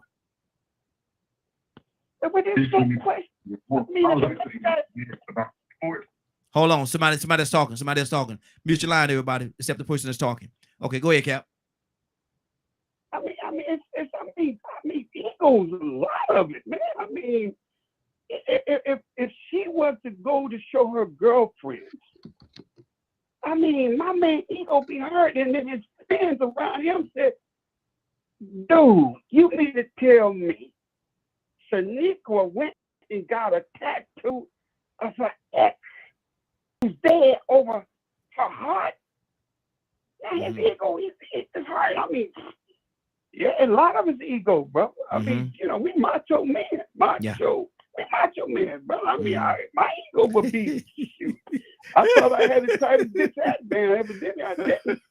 Yeah. No, ego plays a role. I believe 80% of it ego, man. We driven by ego. That's what's on my heart right now. Good deal. 508-924-3521. 508-924-3521. Let me go to Toussaint real quickly. Toussaint, what's on your heart, brother? what is this whole situation, man? Because she just wanted to honor her baby's dad. He's gone. He's not a threat. He's gone. He's not gonna come knock at the door or call on the phone. None of that. He's gone. What's the issue? I can always tell when people are insensitive, and this is my opinion towards men, period. Because they are inconsiderate of them. And the heck with their feelings. I almost said the hell, but hey.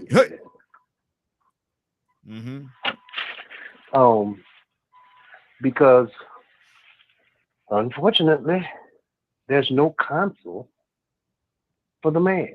There's even no thought.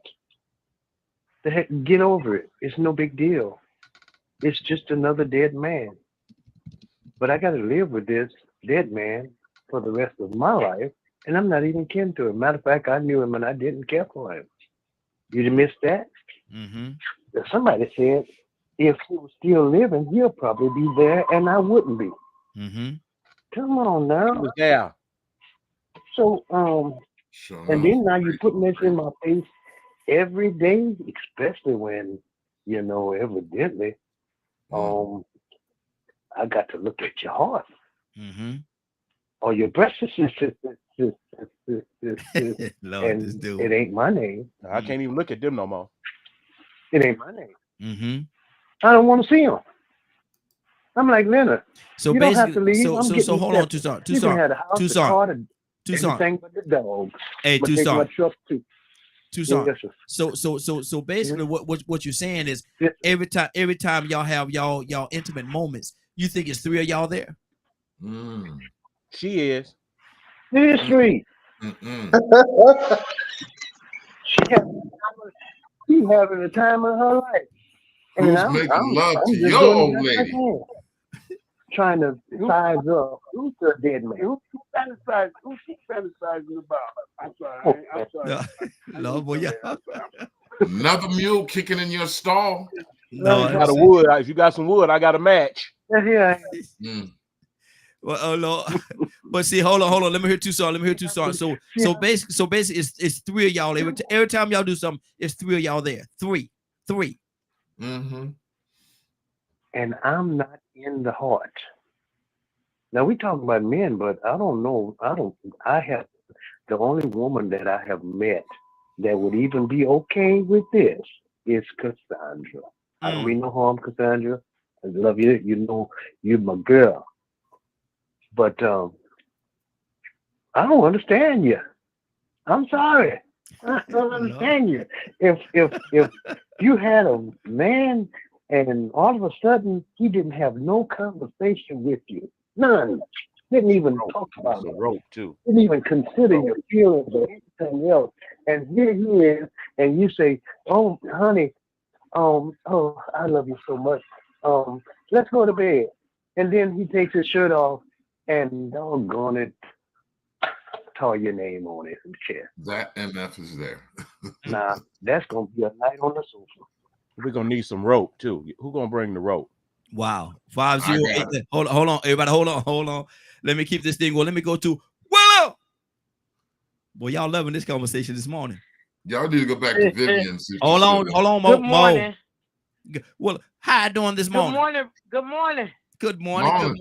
Good morning. I gotta ask you a question. I'm gonna mute Mo. Let me mute Mo, Michael. Excuse me.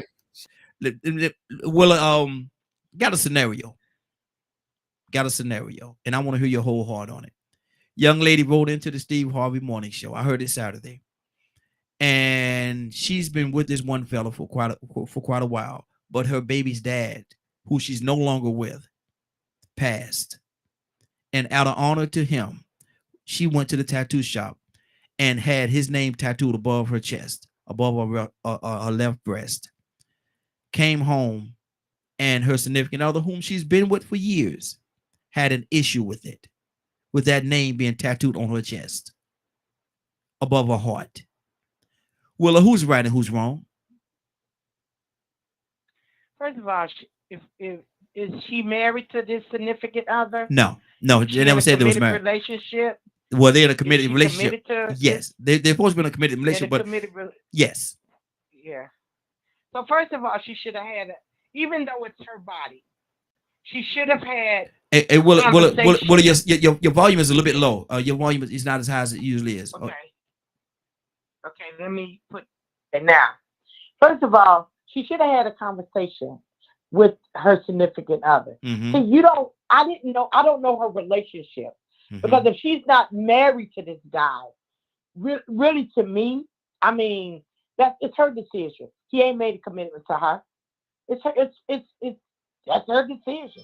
Mm-hmm. He made a commitment. Whether he's gonna make one now or not, I don't know what's gonna happen with that relationship. It would be different if they were married. For me, because the marriage starts in the heart first of all, and then for her to do that without consulting him, that just tells me that there was nothing with the relationship. So it was up to her. It's Raheem. It was up to her to make that decision what she's going to do with her body at a time she's not connected to nobody. Mm-hmm. So I'm just saying that, yeah, if she was in a committed relationship, she wouldn't have did that. If she was married to the guy, she wouldn't have did that. We're talking about you building up a scenario. I'm just saying what I'm saying. Let me ask you though. World, let me ask you. this is How what can you? should have happened. But how can you say? Married to him, she should have had a conversation. And how can you say that she would? Had she been married, she wouldn't have done that? How can you with no doubt say that? We're just building a scenario. I don't know whether she would have not. Okay. Because even in marriages, people are together, but they're not together. Mm-hmm. So it defines what kind of relationship you have based on your actions. Mm-hmm. That's why I said what I said. Okay. So you could determine. See, if you see a married couple and the woman is disrespectful to the man, you can kind of determine what that marriage is all about. Mm-hmm. So if I go out and I do something and I know it's against my husband, we're married alone. Maybe he got his own bedroom, I got mine. See, so we can determine looking from the outside or guessing, trying to go on what's to somebody else's home by what they do on the outside. Mm-hmm. There's no way that I would have been disrespecting my husband like that. Mm-hmm. Not me. Okay. So what I'm saying is her actions determine what kind of relationship they had. Now I'm gonna tell you this. My husband has a tattoo of his baby mama on his arm. Mm-hmm. That when they were together, he thought that they were going to be together forever. So he tattooed her on his arm. Mm-hmm. Does that tattoo bother me? Not at all. I am very secure about my relationship with my husband and what my heart is with him. That don't bother me. Mm-hmm. He could have had it over his whole body and it wouldn't have bothered me. And I'm talking about me. Because I know how I am about myself. That don't affect me at all. None. Mm-hmm. Mm-hmm. It's like he got a black mark on his arm that I don't even see. I'm just telling you. It's how we place things. Mm-hmm. And that is not something that determines where my life goes every day. I'm just saying what I'm saying. Mm-hmm. Mm-hmm. And that's on my heart. Good deal. Shanavia, talk to me. And Vivian, if you're still there, I'm coming to you next. I'm here. Okay. Shanavia? Yes, sir. Talk to me, sis. We got a lot going on this morning. Talk to me. This is Way Out Wednesday. You know how we do. Come on. Yeah, I mean, like, it's a lot going on, but I'm going to stay in my same position. I mean, I don't feel like that there's nothing more that I can say. I see both sides of it. Mm-hmm. She did what she did, and he feels the way that he feels. Mm-hmm. He ain't wrong for how he feels. Like I said, if it was me, it's not even necessarily about who. Well, yeah, it is. It is about who the tattoo is about, and it's about the placement of it. For me as a woman, I would still have an issue with that. I get where he's coming from. There's a lot of speculation as to why she did what she did and all of that good stuff. So whatever, she did it. Mm-hmm. All right, we're there. Mm-hmm. But I mean, I can't tell this dude to leave that woman. That's his decision. And especially if I'm coming from a therapeutic standpoint, mm-hmm. I will never tell anybody what you need to do unless you are harm to yourself or others, or you are in harm. Then that's whenever I tell you what to do. But you will never come back and be like, well, Miss said that I should leave you because you got this tattoo. Baby, that's your decision. If you can stick it out and emotionally, if you're cool with it, then fine. And I think what I'm hearing from some of the guys is like, I kind of want to. This is just where I'm coming from, and this is what I'm hearing. I don't think it is necessarily a quote unquote male ego thing that's being projected out there. Mm-hmm. I think because how I'm digesting it is emotionally, I'm going to always be in competition with this person that's on your heart. Mm-hmm. Subconsciously, I'm going to be in competition with this person that's on your heart, Mm-hmm. not on your arm, not on your back, not on your leg, on your heart.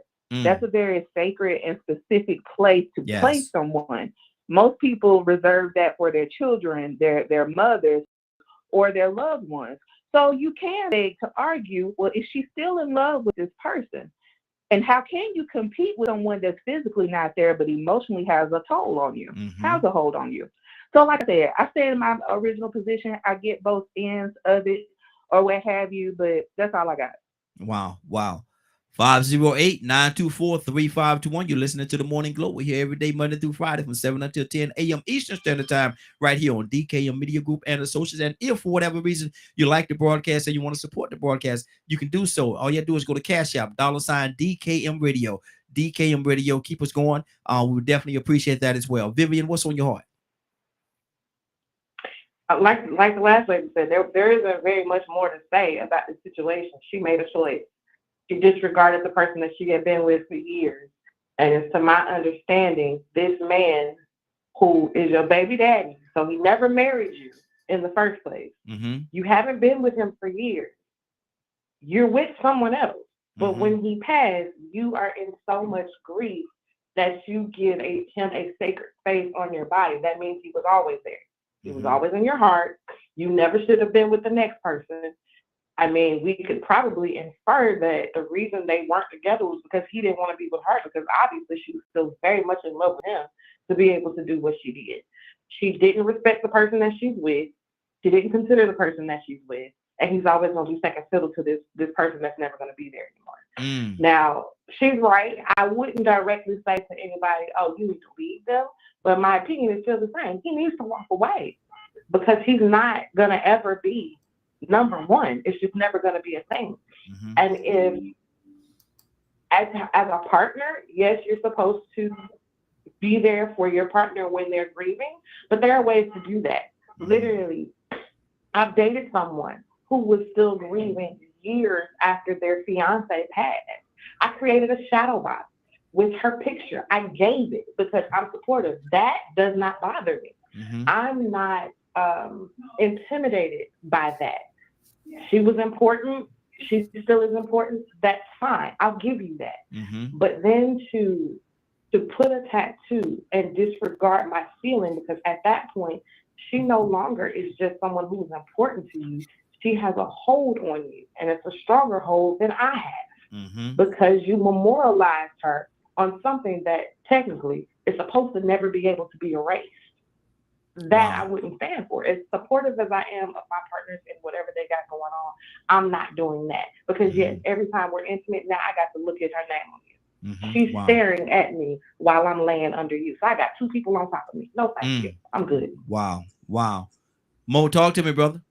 I just want to, the basic and bring it down. And let's say that the sister who got the tattoo said, you know what, I messed up. I was in grief. To ask Vivian, depending on if it was like a small tattoo, what would be the cost to remove that? And I understand with breast tissue, it's a bit more painful. And with that, but let's talk about the actual cost of removing a memory to go forward. And Vivian's estimation, what would we be ranging at? So what would have cost her probably about $50 and maybe 30 minutes of her time would probably cost her, we'll just say this name is 2 square inches. It's going to cost her about $2,000 and a year and a half to remove. Wow. And how long does that take? Sessions are probably about 15 minutes every 8 to 10 weeks. But you still will see the outline or the fade? Where there's no scar. Okay. Wow. Good deal. Good deal. Let's go to Leonard. Leonard, what's on your heart, brother? Well, you know, Raheem, I'm just listening. I heard another story about you, this, that, and the other, but I'm gonna stand up for men. It's all ego. Period. I'm one of those type of men. I just believe in asserting myself. If you my woman, don't come in here and play me for no fool like this. I don't care about your grieving process, none of that. You got a lot of nerve to lay next to another man and do that. You want to talk about the house burnt up? That's how you get shot. Because you tried it. And every man with a woman, his woman should know him better than that. That woman does not respect you, brother. And you need to leave her immediately. Talking about he just died. Well, you was laying with him probably a week before he died. And you're going to let some woman, you know, I love to hear the women say this and say that, but you're the one looking for a proposal, not me. It needs to be the way I want it to be. So before you think about getting, you know, I've been married to my wife 25 years. And she come in here with that foolishness. She leaving today. Do you understand me? You better not even let another man's, his name better not come out your mouth in my presence. I do not play like that. But this I understand with people who are into these multiple and serial relationships and believe all this other foolishness folks have put in their head about this type of thing is okay. I just read a story about a ball player, Steven Jackson, who constantly told this young lady that he was getting ready to marry. We need to sign this prenup. Okay, we're going to do it. We're going to do it. She kept putting it off. Okay, I'm not going to marry you unless you sign this prenup. She didn't respect him and she didn't take him serious, and he left her butt standing there at that altar. Men, stand on your word. Don't allow these women to bring things into your life that's going to separate you in a way and drive you insane and drive you crazy. Because this is what that woman was trying to do. I don't care what nobody say.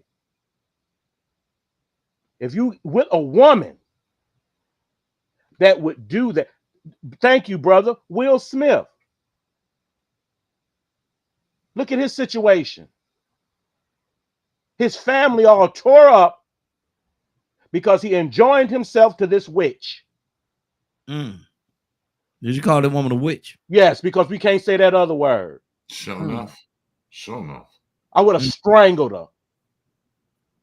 Well, we not. Hold on. Let me say, DKM Media Group and Associates does not condone or do promote violence in any kind of way. The sentiments of Leonard talking about screening somebody is strictly his comment, and his comment alone has nothing to do with DKM Media Group at all. Those are his comments. And so send the email to Leonard. I give you his whole email and all that stuff, but you don't sit over here because we did not say that. I have no shaking too, right? I have friends of mine. If we're sitting at the same table, you bring this up to me, you got to leave the table. Because I have no respect for you. You don't sit. I mean, it's just amazing to me that this stuff becomes okay. Me and my wife don't do tattoos at all. I'm not even marrying you if you got all these tattoos. Wow. Let me go to Kurt. Kurt, what's on your heart? Cap, coming to you next. Kurt, talk to me, man. Is it male ego, man? Are we this male testosterone is taking over this conversation? What do you hear? It's all male ego. It's all male ego. Some levels of jealous interactive behavior.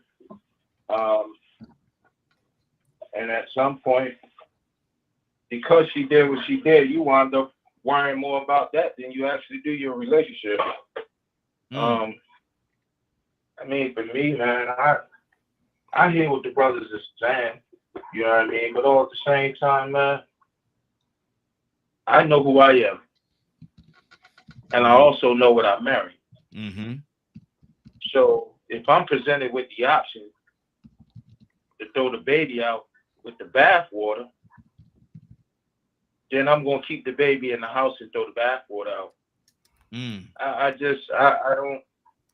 So you know what I'm saying? Like, so you'll keep the relationship intact. It wouldn't mean that much to you to throw the whole situation away because of a tattoo.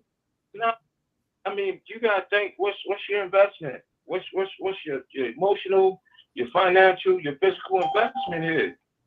You know, and Willa said something that really summed everything up.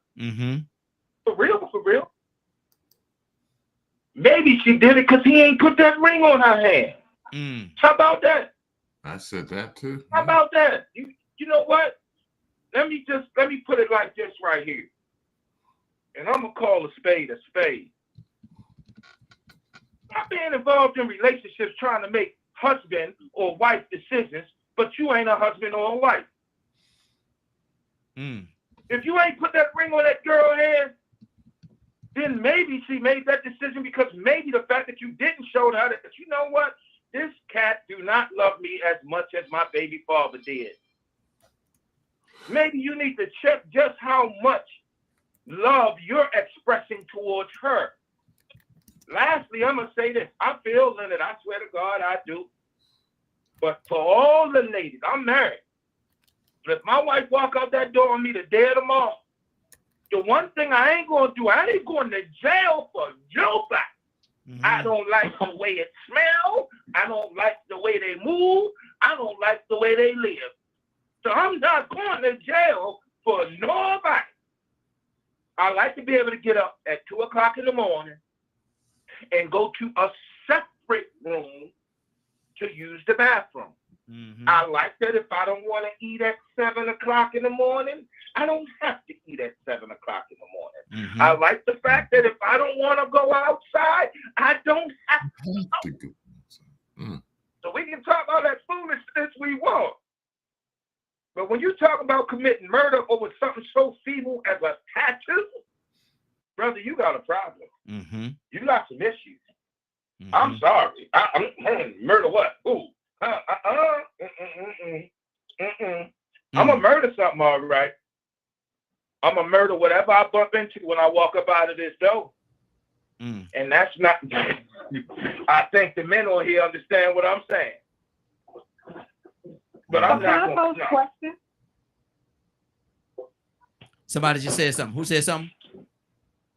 It was me, Vivian. Can I pose a question? Because Go ahead. If she made that choice because you didn't put the ring on her finger, that means she's trying to manipulate you anyway. So is the relationship not over from that point, just from that standpoint? I mean, if you have to manipulate a person into making a commitment to you, then there's no commitment that you should want, because that means they don't really want you in that way. I mean, right now, from what I understand. And Vivian, to your point as well, because I was thinking something along some similar to what you just said, but slightly different. I thought when he said that he didn't put a ring on her. Her baby's dad. It never said ex-husband, so he didn't put a ring on it either. He put a baby in her. He impregnated her and they have a child together, but he did not put a ring on it. And so now you're holding this man to a totally different standard. Because I didn't put a ring on it. Well, what about him? He didn't put a ring on you either. But yet you're honoring him and dishonoring me. Correct. It's just disrespectful. I mean, completely. And I mean, there's a bunch of men on this call, so y'all can correct me if I'm wrong. But from what I was told from my brothers that they were teaching me the game, it don't take a man years to know if this is the person he wants to spend the rest of his life with. A man generally knows fairly quickly from what I understand.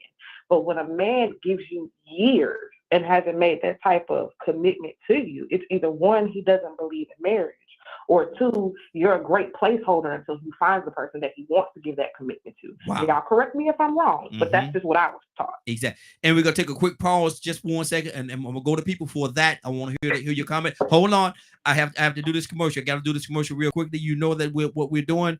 We're doing our DKM party cruise. We're doing our DKM party cruise. It's gonna give you all the information on it. It's gonna be June. It's gonna be in 2025, not this year. 2025. It's gonna be from June the 21st till June the 26th. We're gonna be out there for 5 days. It's gonna be an amazing event. Want all of y'all to come. Want all of y'all to come and be a part of the DKM Media Group cruise. We're gonna play the commercial right now, and we will be back in about a minute and a half to continue this conversation. I am loving it. Come join us on our DKM Media Group First Party Cruise. We will be leaving out of Tampa, Florida on June 21st, returning on June 26th. That's right, 5 amazing days of fun and entertainment. Come join us on our DKM Media Group First Party Cruise. We will be leaving out of Tampa, Florida on June 21st, returning on June 26th. That's right, 5 amazing days of fun and entertainment. All this will take place in the year 2025. The cabins hold 2 people, and there is a $200 cabin fee. The fee of $200 covers both parties. You heard me right. Your deposit is a single $200 fee, and you can secure your cabin for you and your significant other. Then you have until March 15th, 2025 to pay the remaining balance. That is almost an entire year to pay the balance on this outstanding cruise vacation. Do I need to tell you that we are going to 2 different ports? Or should I mention the fact that we are going to be on one of the best cruise ships?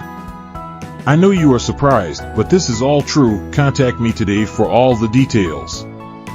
You can contact me by email at myfamilybychoice@mail.com. That's myfamilybychoice@mail.com. Why aren't you taking out your credit card now?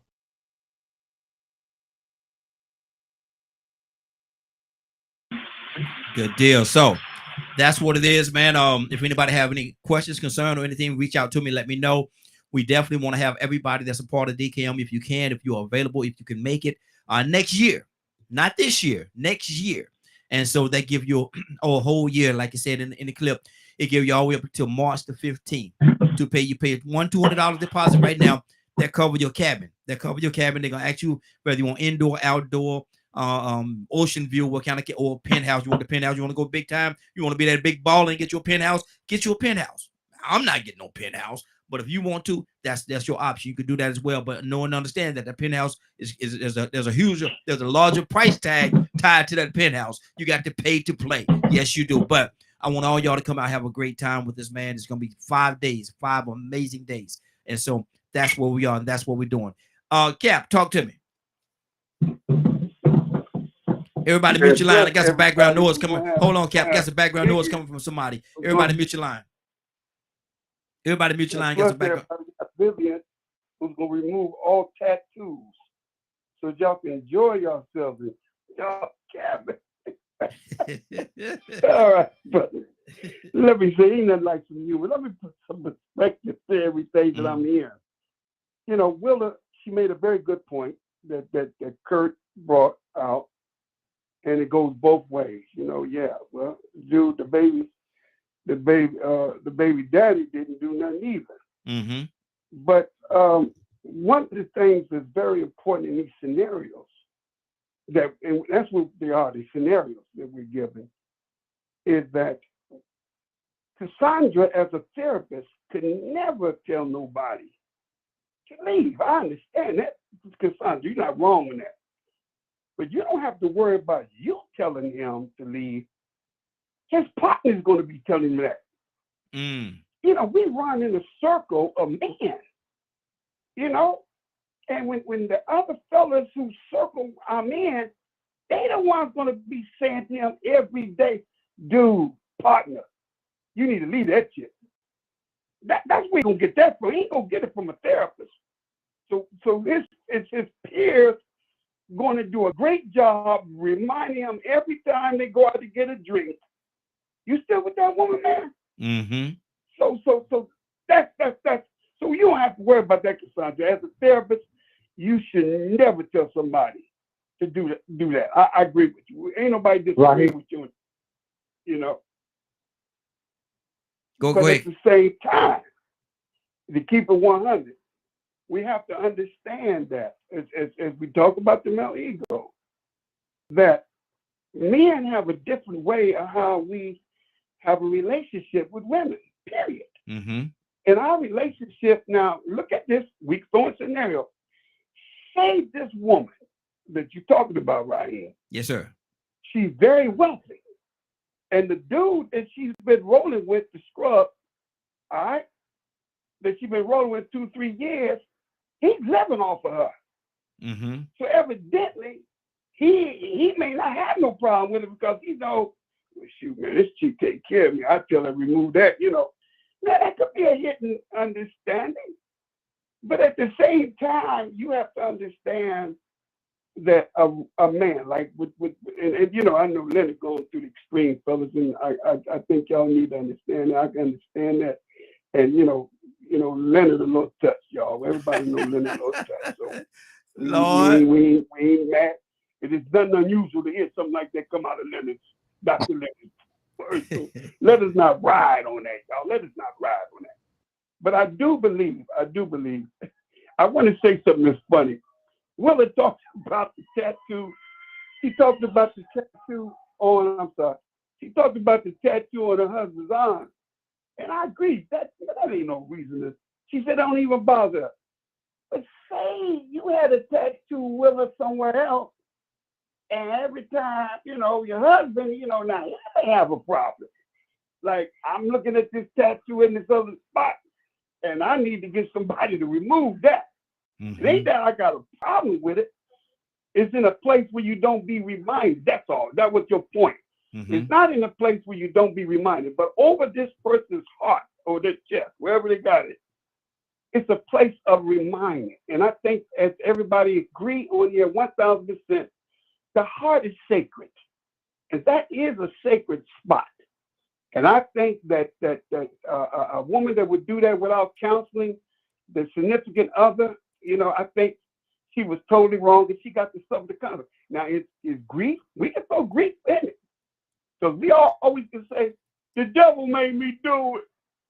The devil made me do it. You know, it was alcohol. We can apply to everything. But in reality, you cannot hide or mask a relationship that has been going on for 2 to 3 years with the significant other. And all of a sudden you do something like that. And all of a sudden that was out of grief. Mm-hmm. I think that's, to me, that's just a red flag, that's suspect. And I think Brother Leonard and every man on here, he has the right to make a decision if he wants to continue to be in that relationship. And as Vivian said, it's already gone. I mean, you can stay there. Mm-hmm. It ain't gonna never be the same. Yeah. It ain't gonna be, but it's a matter of time that's gonna come up, and that's gonna be a situation. Now, my man Mo said, well, how much would it cost to have it removed? In other words, he's thinking about let's try to do some damage control right now. Well, it's good to do damage control early in the game. Mm-hmm. But if you don't do damage control right now and get that removed, I think, you know, people forgive people, but this is male ego. And you don't have to worry, Sister Cassandra. We with you. But don't ever tell somebody you should leave somebody over that, especially if they got an investment. Mm-hmm. But you don't have to worry about you telling that. Every time he goes to the bar and be with the dudes, they going to tell him that. Good deal. So that's good what's deal. on my heart, right? Good deal. 508-924-3521. 508-924-3521. Got about 31 minutes before we get out of here. Let me go to Ibrahim. Ibrahim, what's on your heart? Yeah, I was listening in, and this round not win, so I'm gonna be me, right? Mm-hmm. You know, I think that you know, I hear a lot of immaturity when I talk about things. Now I understand, and first I'd like to say, I've been meaning to always tell Cassandra, thank you for your efforts and keeping us in remembrance of our ancestors. And she probably know what I'm talking about. If that's Miss Green, I don't know. But, yeah. But anyway, because we in the same, you know, I got heritage all up around through that same area that she's working in, that she's worked in. But anyway, you know, I think that when I hear the word ego used as a male thing, it defies me a logic, because ego is you. It's centric you. It doesn't have a sexuality. Mm-hmm. Ego doesn't have, and willfulness doesn't have sexuality. It's a product of our society. You know, a product of our society, how we want to impugn ourselves and say that this is what society is, and this is what we should think it is. And one thing, and I'm not a case of shade, but you know, I come irregular. I come sometimes to listen in. I don't speak and stuff like that. But it is a thing that I see that we're more concerned with our feelings and each other's feelings, or our own feelings. That's what we say, our own feelings, and what we gleaned out of society, irregardless of what happened in the past or any type of structural thing that we have, is how the society developed and how we feel the way we feel, and we actually think that we have free will. That we would state these things like it's fact, and like this is what everybody should believe, but this is what life is supposed to be like, and it's totally wrong. And and right now, what's going on in our country right now, and abroad, and sometimes when I had to go off the phone because I hear laughter about the serious issue. You know, we talking about tattoos. People got Trump tattoos. People got tattoos plastered all over their house and everything like that. And I don't care, you say, well, you might feel this way because you know, but really, are you serious? And now we're telling people protesting, even people like, what's the name, Reverend Al Sharpton. They're talking against the protest, and they're coming with some kind of rhetoric. Their protest reminds them of January 6th. These students out there, and I remember. Stay on our topic, brother. Stay on our topic. Okay. Well, the topic is feelings of how I feel about this lady with the tattoo. Okay. Would you? Yes, sir. Would you have an issue? Would you have an issue with it, Ibrahim? Would you have an issue with it if your significant other, you know, came home with a tattoo of another guy's, a fresh tattoo of another guy on above her heart, that, and she said he just passed, is my baby dad, he just passed? How would you feel about that? No, I'm contraire, monsieur. I would be generally packing my bags and everything. And the last thing, you know, I want to hear any noise coming out of their mouth about, you know, what's right or wrong. And I would say, generally get up and leave. Mm-hmm. You know what I mean? And go to somebody's place where I want to put their tattoo on. Good deal. Stay right there. Yeah. I get the best moment I ever had in my life. I said, look, baby, hold up. I understand. I feel you. But this girl was so good to me. So many.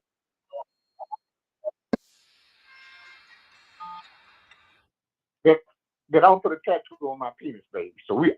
See, Ibrahim, you don't want a whole different direction. Hold on, wait, no. No, that's good. That's good. Stay right. Ibrahim, stay right there, brother. Stay right there. Let me go to Cassandra. Cassandra, what's on your heart?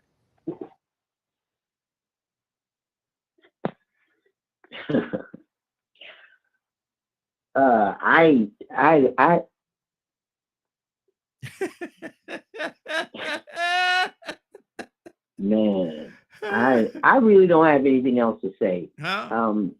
It's good, whatever people decide to do, whatever you feel about it. You know, I have my feelings both as a counselor and as let me ask you this, human Cassandra. being.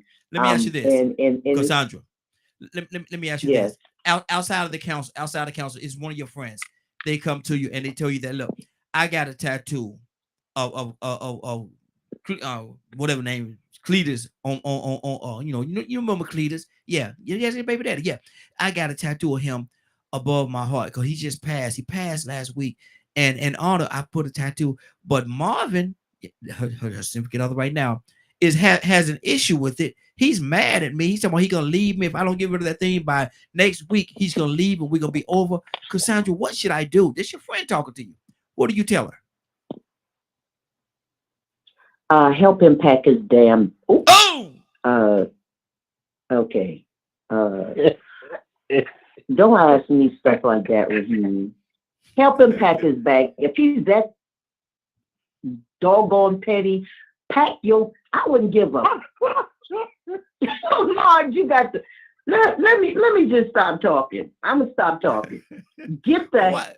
But get on. So you're gonna tell her to end everything. Just let it go. Get that. Because of a tattoo. I don't normally do that.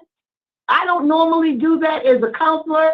But if he's that freaking petty, get on, get gone, get your sorry behind on. Because you don't give a dang about me anyway. Go on. Because you're not considering that I'm in pain or nothing. It's just about your freaking ego and your testosterone that's running through the roof. That's petty crap. You don't care about people. If you're that quick to dismiss the relationship, you don't love the person, obviously, because if they were in that kind of pain that they took that drastic a move, and you don't understand that, then get the step in. Go ahead. And I don't normally say that, but I tell her, help him pack his bags, please. Help him pack his bags. But Cassandra, other side of the coin could be a person could say, well, she's not being sensitive to his feelings either because now he got to deal with this every day. I understand that, but we said that she is in a grieving process. You just said that the guy just died and she did it. So that is a move of someone that is in grief. If you cannot understand that, then it's your problem. Go on. If you want to leave, to me, it's like open the door. And let me say this, because people like to throw out the fact about relationships and how women feel. Let me tell you something. I love men. I always have loved men. But guess what?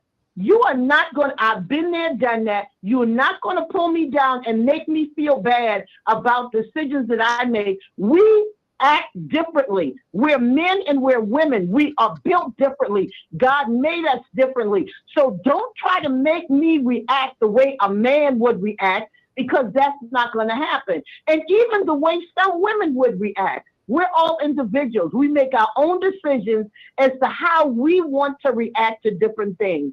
And if you are that petty that you want to leave a relationship that you say you love somebody in because of a tattoo, then get the step in. Wow. 508-924-3521. 508-9. Hold on. Everybody, hold on. Hold on. Everybody, hold on. Everybody, hold on. Hold on. 508-924-3521. 508-924-3521. Well, this is a good one this morning. Somebody wanted, Vivian, I think that was you that wanted to say something along with somebody else. Vivian, was that you? I just want to ask a question. That wasn't Vivian, but I mean, I had a reaction to that one, but we're going to just let that one slide, and we're going to go and move over to somebody who actually had something to say. Okay, I'm trying to catch up with the people that hadn't spoken in a minute. Who would that just said something? Well, I just want to ask a question. No, Ibrahim, you just got finished, brother. Let me stay right there. Don't go nowhere. I got to move on to other people. I have a question about a licensed therapist over somebody individual. Ibrahim, I mean, that don't sound like a licensed therapist. Ibrahim, okay. So basically, you're just gonna disregard what I just said, brother. Hold on. I stopped. Okay, good deal.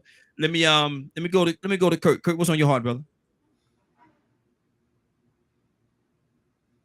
I'm here too, Raheem. Okay. Kurt, you there? Okay, let's go, Mo.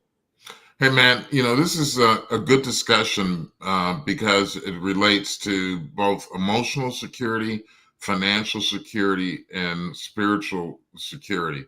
I said before, it's good to have love assurance over life insurance sometimes. And these things, a tattoo is, as we've heard from the different aspects of different things from Cassandra, and if I go on the boating and cruise, please check Cassandra to make sure she ain't got a straight razor and a bottle of gin, because she sound like a mean drunk. I'm joking. Cassandra being real, man. Cassandra being real with this thing. She's being real with it, but ultimately we had two people.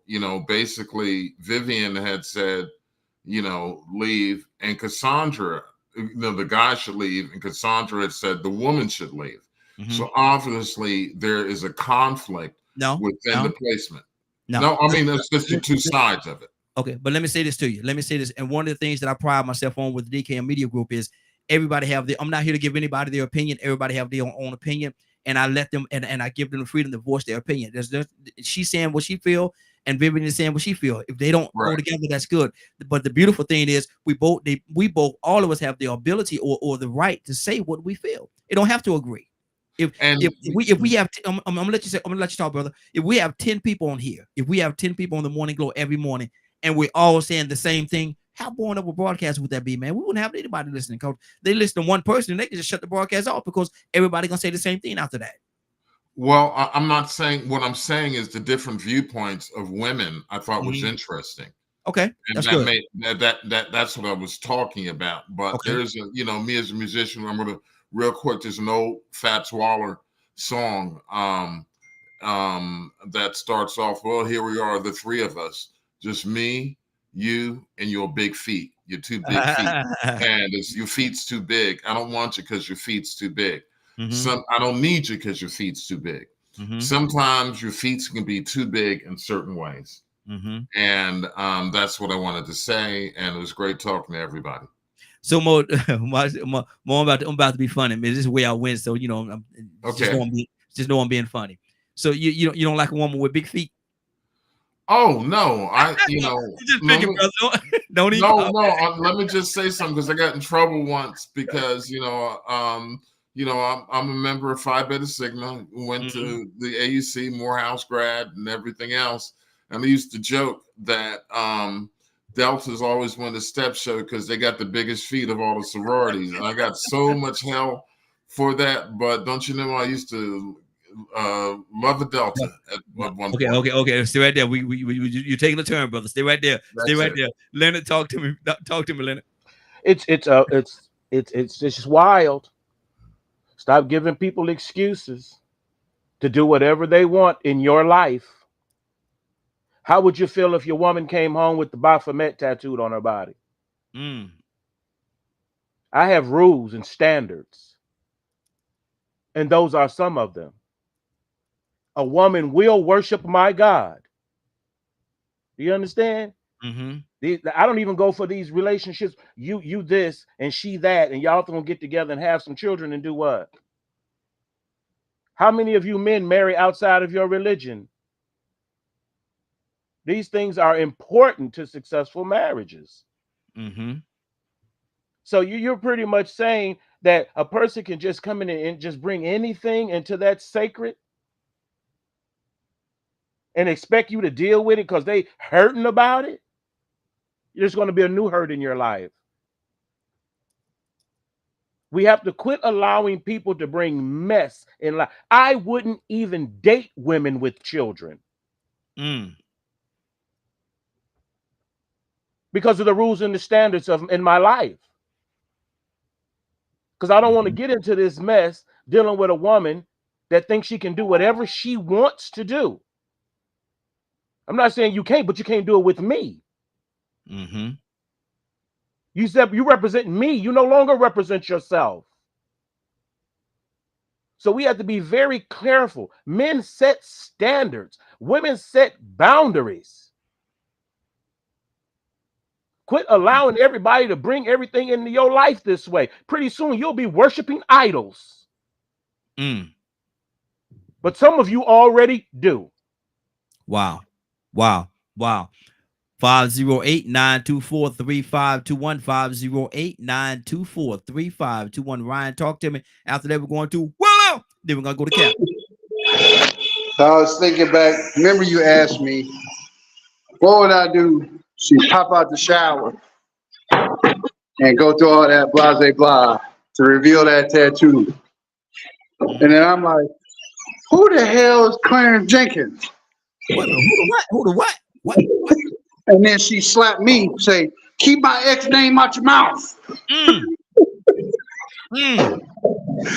What am I supposed to do then? Because some people got attachments like that to people that are deceased. And then I was thinking about what you said a couple minutes ago. Oh, he died last year. He died last year. What you doing in another relationship? Talking about I ain't have time to grieve. You had time to move on and get yourself in another predicament. Thank you. You wasn't grieving that much before, and now he tatted on your heart.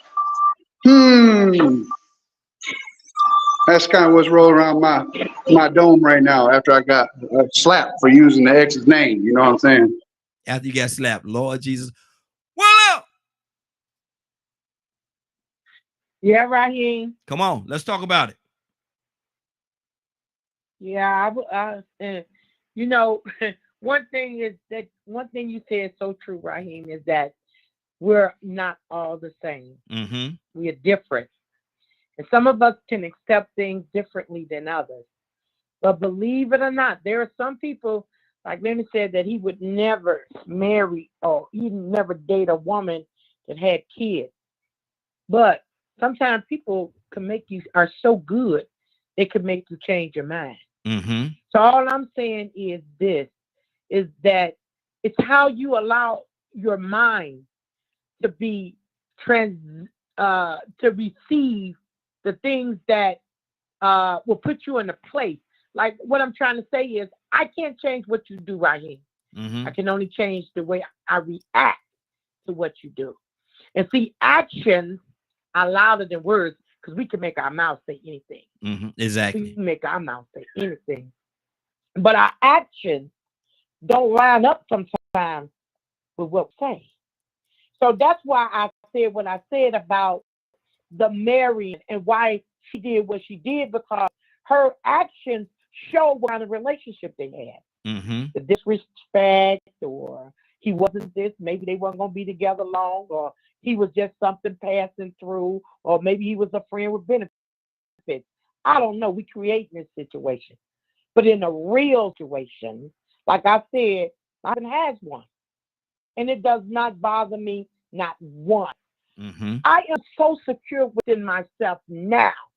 I can't say it when I was younger, because when I was younger, I'm learning, I'm experiencing. Remember I told you, my first love left me and I think I didn't shower for like 60 days. Mm-hmm. That's because I didn't know no better. But as I grew and as I matured in life, and I learned what things are important and what things not to allow, to put me in a place where there's pain. Mm-hmm. Pain. Who loves pain? And I don't do that. I don't do that. So all I'm saying is we're different. Mm-hmm. I can't judge you if you say, you know what, it's okay, I don't care. But if somebody tell me, like Cassandra said, that and I'm not married to them, and they're leaving because I won't get rid of that tattoo, see you later, bye-bye. One monkey don't stop no show. Mm-hmm. That's all I got to say. Mm-hmm. And that's what's on my heart. Wow. That's good. That's good. Cap, talk to me, Cap.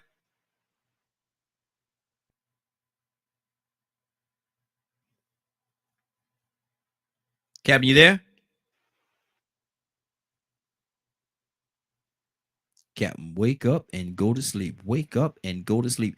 Toussaint, what you gonna do in this situation, man? How you gonna play this thing out, man? You know, now you sitting there, man. I know you ain't gonna get angry about no doggone tattoo. You ain't gonna get angry about no tattoo. I ain't gonna get angry. I ain't gonna get angry at all. I ain't gonna get angry. I ain't gonna raise my voice. I'm gonna kindly just get up from the table. I don't know if I have to get up or not, but I'm leaving there. Mm-hmm. I am. Sure. Because evidently you've been knowing me for years, and you know I don't play no foolishness like that. Yeah, exactly. It's not an ego. I told you that kind of stuff before when you met me. Mm-hmm. I told you what I'm gonna do. And if you don't believe me, this is the time that I'm gonna show you. I'm learning this. When you in a relationship that you want to work, you don't stun it. You don't throw blows at it. You don't bring stuff up that will cause you problems.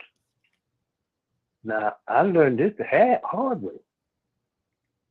And some of it, all of it, I hadn't got yet.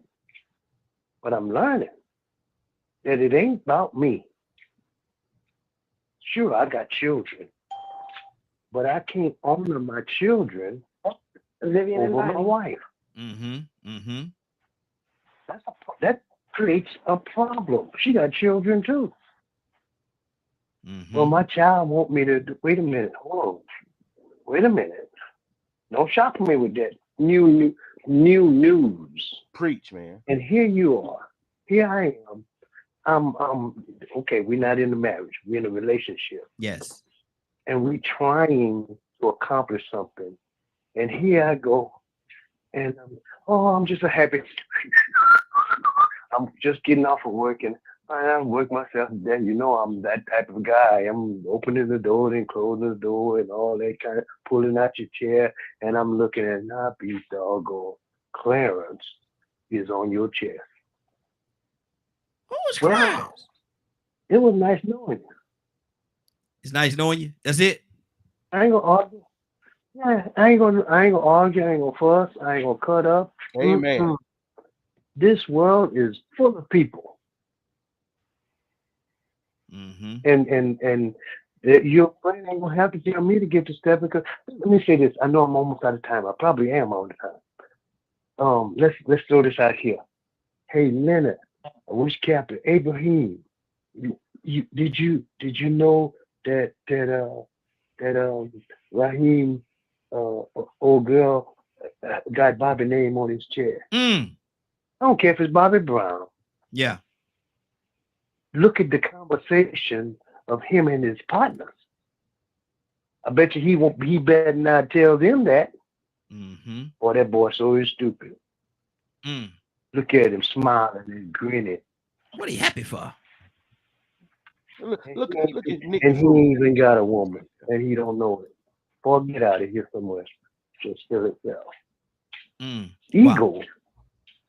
Man, it ain't no ego. I wish you would. Man, come on. I don't know no woman would put up with that. I don't care if their daddy dead, their mama dead, their grandmother dead, all of them die in a car accident. You better not come up with that. They ain't gonna do it. We may talk it. I'm out of time. I'll shut up. But let any of us have that come on in our lives, and we're gonna change our mind. Mm-hmm. Wow. Vivian, what's on your heart? Talk to me. I just hopped back in. I had to hop out. I had a client that came in for a minute. Ultimately, everybody keeps using the word ego, but I don't think this is an ego thing. This is just a matter of respect. When you love somebody and you're grieving, you cling on to the people that you love, or either you'll shut them out.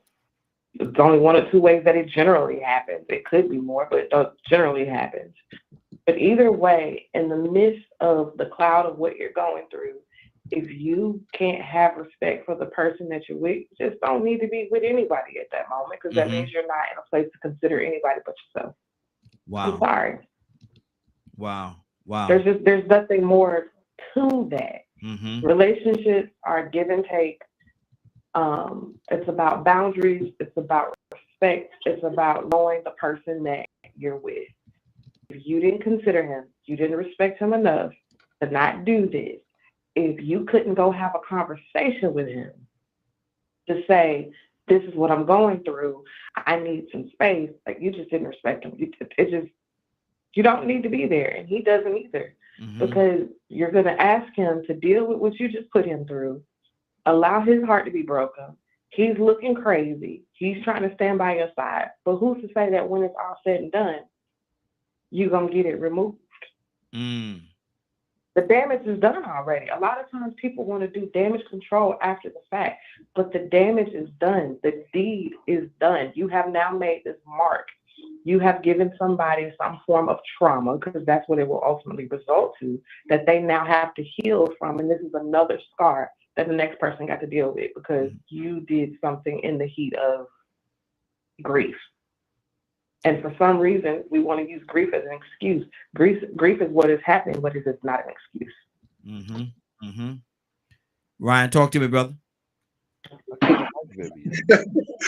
Me and Vivian like Uncle Phil and Aunt Vivian right now on the show. We got the same thought pattern. What you can't, and it's a human impulse to do stuff while you're grieving. But it's other ways to remember folks besides tatting them on your chest. Make an epitaph. Get some parchment and some ink. Do something else. You got plenty of options, man, besides the tattoo on the chest. Think about the ramifications of your grief. You causing somebody else to grieve because of your poor choices. Wow. And they're asking what is the topic? Well, the topic is this right here. We're talking about a young lady. She actually called in to, well, not called in, but she wrote a letter to the Steve Harvey Morning Show, and I was listening to it Saturday. Her baby daddy, they're no longer together. They split up years ago. She's been with this other man for several years. She got a he passed. The baby dad passed. She went and got a tattoo of his name on her above her heart, on her left breast. She got his name tattooed on her heart, and went home. And the one that she's with right now, has a major problem with that. And we're asking the question: who's right and who's wrong? Who is right and who is wrong in that scenario? Is there any right or wrong? How should it have been handled? Who did? He got angry. She didn't find anything wrong with it. Captain, are you back with us?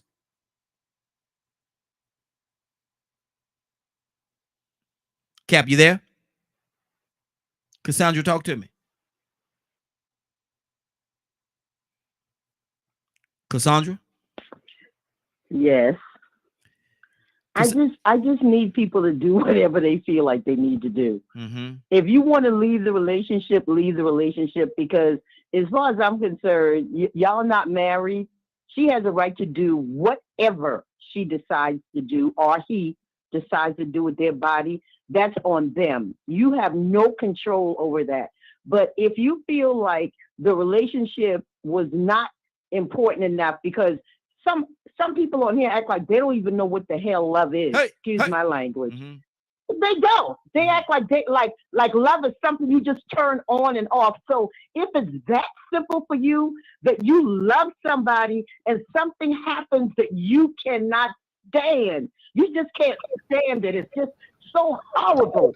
But that love that I had for you, it is gone instantaneously, and I'm out of here because you did something that I did not. Don't know what the heck love is, especially not real love. And when I say real love, I'm talking about agape and eros together. You have no idea what godly love for another human being is. So then you need to check. I ain't even gonna check you. You need to check yourself, because you have a misconception of what God's love is. Wow. And I'm looking at some of the texts, some of the conversations that's going on. Christy, you need to call in, Christy. We got about 3 minutes. You need to go on, call in 508-924-3521, 508-924-3521. Curtis, talk to me, brother. Oh, Raheem, my 3 minutes was not up. Okay, go ahead. You stopped talking. I thought you was done. Go ahead. Yeah, my 3 minutes. No, but I'm saying it humorously, but I'm telling the truth. If you don't know what real love is, then it's not something that you dismiss because of something that happens and you just can't stand it. Your love goes up. What kind of love is that? What kind of love is that you have? I don't get it. It's not godly love. Let's put it like that. Because if God kicked us to the curb when we made a mistake, or we made a bad choice, all of us would be heading to hell. For those of us that are Christians, and most of us on here profess, other than Cap, who's Muslim, profess to be Christians. Where is this love that you talk about? Wow. Where is it? Is it non-existent? It's non-existent because you don't dismiss people like that. These are people. God's love does not do that. That's you. Because the love of God does not dismiss people like that. Come on, y'all. Y'all making God look bad. Y'all making Christianity look bad. That's how we do it. Somebody does something and you fall out of love immediately? Come on. Be better than that. Wow. Somebody got to go to hell, Raheem. Yeah, I guess. Can I comment? Do you have time for a comment? I guess. Hold on. Yeah, go ahead. Somebody want to comment? Go ahead, Vivian. You wanted to say something? Well, I think that the misconception is that everybody is saying that the love goes away.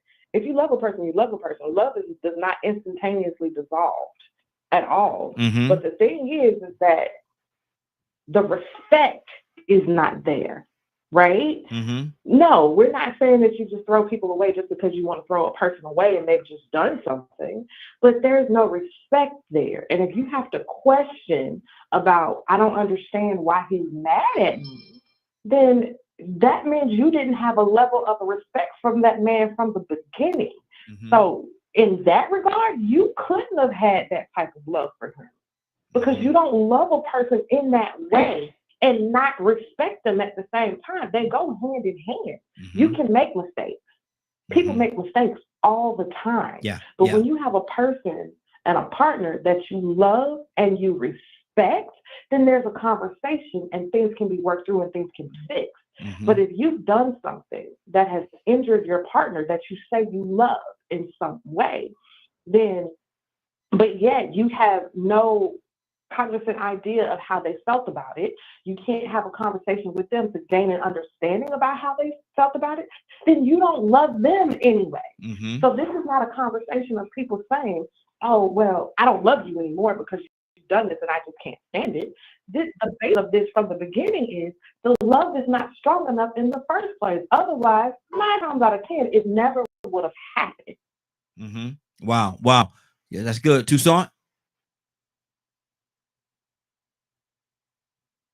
Yeah, I mean, I don't know what kind of Christians folk be talking about, but I don't do foolishness as a Christian. Mm-hmm. I don't do it, and I will not do it. I don't put up with anything in the name of Jesus. The devil is a lie. I wish I would.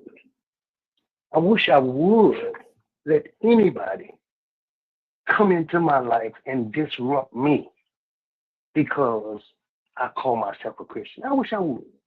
Mm-hmm.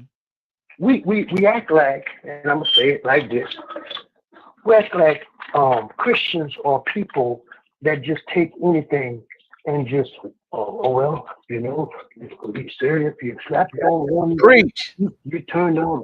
I wish you would.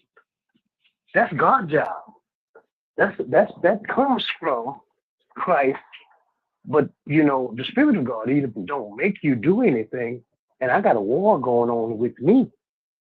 And I wish you would do something like that to me as a Christian. Well, you call me whatever you want to. Mm-hmm. But at the end of the day, I make decisions for my life. Mm-hmm. And I will not let anybody dictate to me how I embarrass Christianity. I'm not trying to build no reputation. The devil is a lie. Mm-hmm. Stop it. I'm just saying. Wow. That ain't got nothing to do with the love of God. I disagree. And I'm not mad. I'm just saying to the point where we act like we just got to take what everybody got to give us, and that just makes us holy. I beg to differ. I wish I wish I would. I'm just saying. Let me shut up. Mm-hmm. Wow. Curtis, are you there? Trying to come to you, Curtis. Are you there? Yeah. Talk to me, brother. Talk to me. I'm ready. Give me your quick version because we got to get out of here. But what's on your heart? I had to bail out for a minute because I got a call from a contractor. But hey, Kurt, your phone is low, man. Talk directly into your phone. It's kind of low. I said I apologize that I had to bail out. I got a call from a contractor on the property, so okay, good. So I talked to him. Mm-hmm. But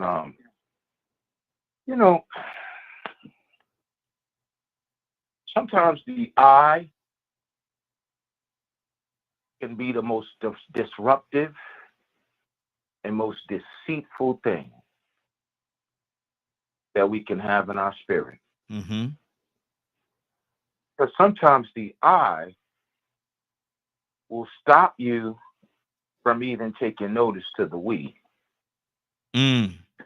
And I say that because we are making concrete decisions based on I. We don't know enough about this relationship. Exactly. And in my opinion, in my honest opinion, Willa said it best. But when we're drifting in that I space, we did not hear it. Mm. I did not hear it. We did not hear it. Yeah. Because we wasn't in a. Willa said the actions of what she did may be a predictory or a prediction of what is really going on in that relationship. Mm-hmm. Thinking we have sat on this phone for 2.5, 3 hours and have completely blamed this woman for getting the tattoo. Now, he didn't get the tattoo, did he? There's such thing that's called relationship dynamics that must be considered. We don't know what he did. We don't know what the baby father did. Only thing we know is the empirical data that says she came home. That's all we know. Mm-hmm. We don't know why she got the tattoo. We don't know the date that she got the tattoo on. We don't even know what's behind the tattoo. We're assuming because she got the tattoo above her heart that it means something more than other than I just want to pay homage. Or we're assuming that I got this tattoo because I want to be spiteful to this man. I got this tattoo because feelings don't mean nothing. And as you all know, I am an avid believer that society has placed, especially African American men, feelings on the back burner. Society has done that. So I get where everybody's going. But I also understand that by moving with the Spirit of God, sometimes you just gotta be still. Mm-hmm. Good deal. Good deal. Sometimes you gotta really sit down and find out, why'd you do that? We gotta get out of here, brother. It's a hard conversation to have. Mm-hmm. But why did you do that, and why did you do it now? Because who knows, you might get an answer that may actually open you up even better to what you was already thinking. Good deal. Good deal. Cap, are you back with us?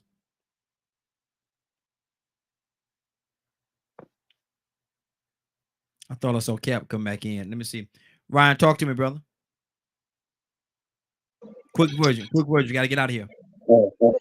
The quick version is, better not come home with another man's name on your heart.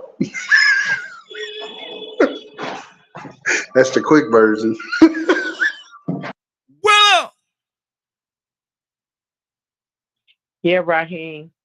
Quick version is that when you love somebody, it's unconditional. Mm-hmm. That's what true love is all about.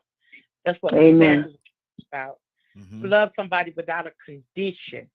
So when there's no condition, then you don't have room for failure because you're not loving because of a condition. Wow. Quick version. Good deal. Leonard, quick version, brother. The man would be just as wrong if he did it. And I always tell people, I don't mind laying down with a whore as long as I know before. Mm-hmm. You get what you get when you do what you do. Don't bring God into this mess. You're fornicating anyway if you ain't married. So put that sin up there on the altar first. You can talk about whatever else you want to talk about later. But there is nothing that can come good from this type of behavior. And just because you a Christian don't mean you let everybody crucify you. Ain't but one man came here for that, and that was Jesus the Christ. You're not him. Good deal. So don't think that for somehow you're doing so good by allowing people to walk over you and being a Christian. Right there. And by the way, I'm Christian and Muslim, sir. Stay right there. We got to get out of here. Cassandra, this has been Way Out Wednesday, and this has been Way Out Wednesday. Let me see, is Vivian still with us before I do that? Vivian, we lost Vivian. Okay, she had to take off. I'm gonna ask her a question. But Cassandra, somebody tuned into the broadcast late. They came in late. They missed a lot of it. They missed some of it. 8:30, 9 o'clock, quarter till, whatever the case, 9:15 even, 9:30. And they say, man, this has been a doozy. It's been a doozy today. I wish there was a way. Man, I wish there was a way I could see this thing and see it in its entirety. Cassandra, is that possible?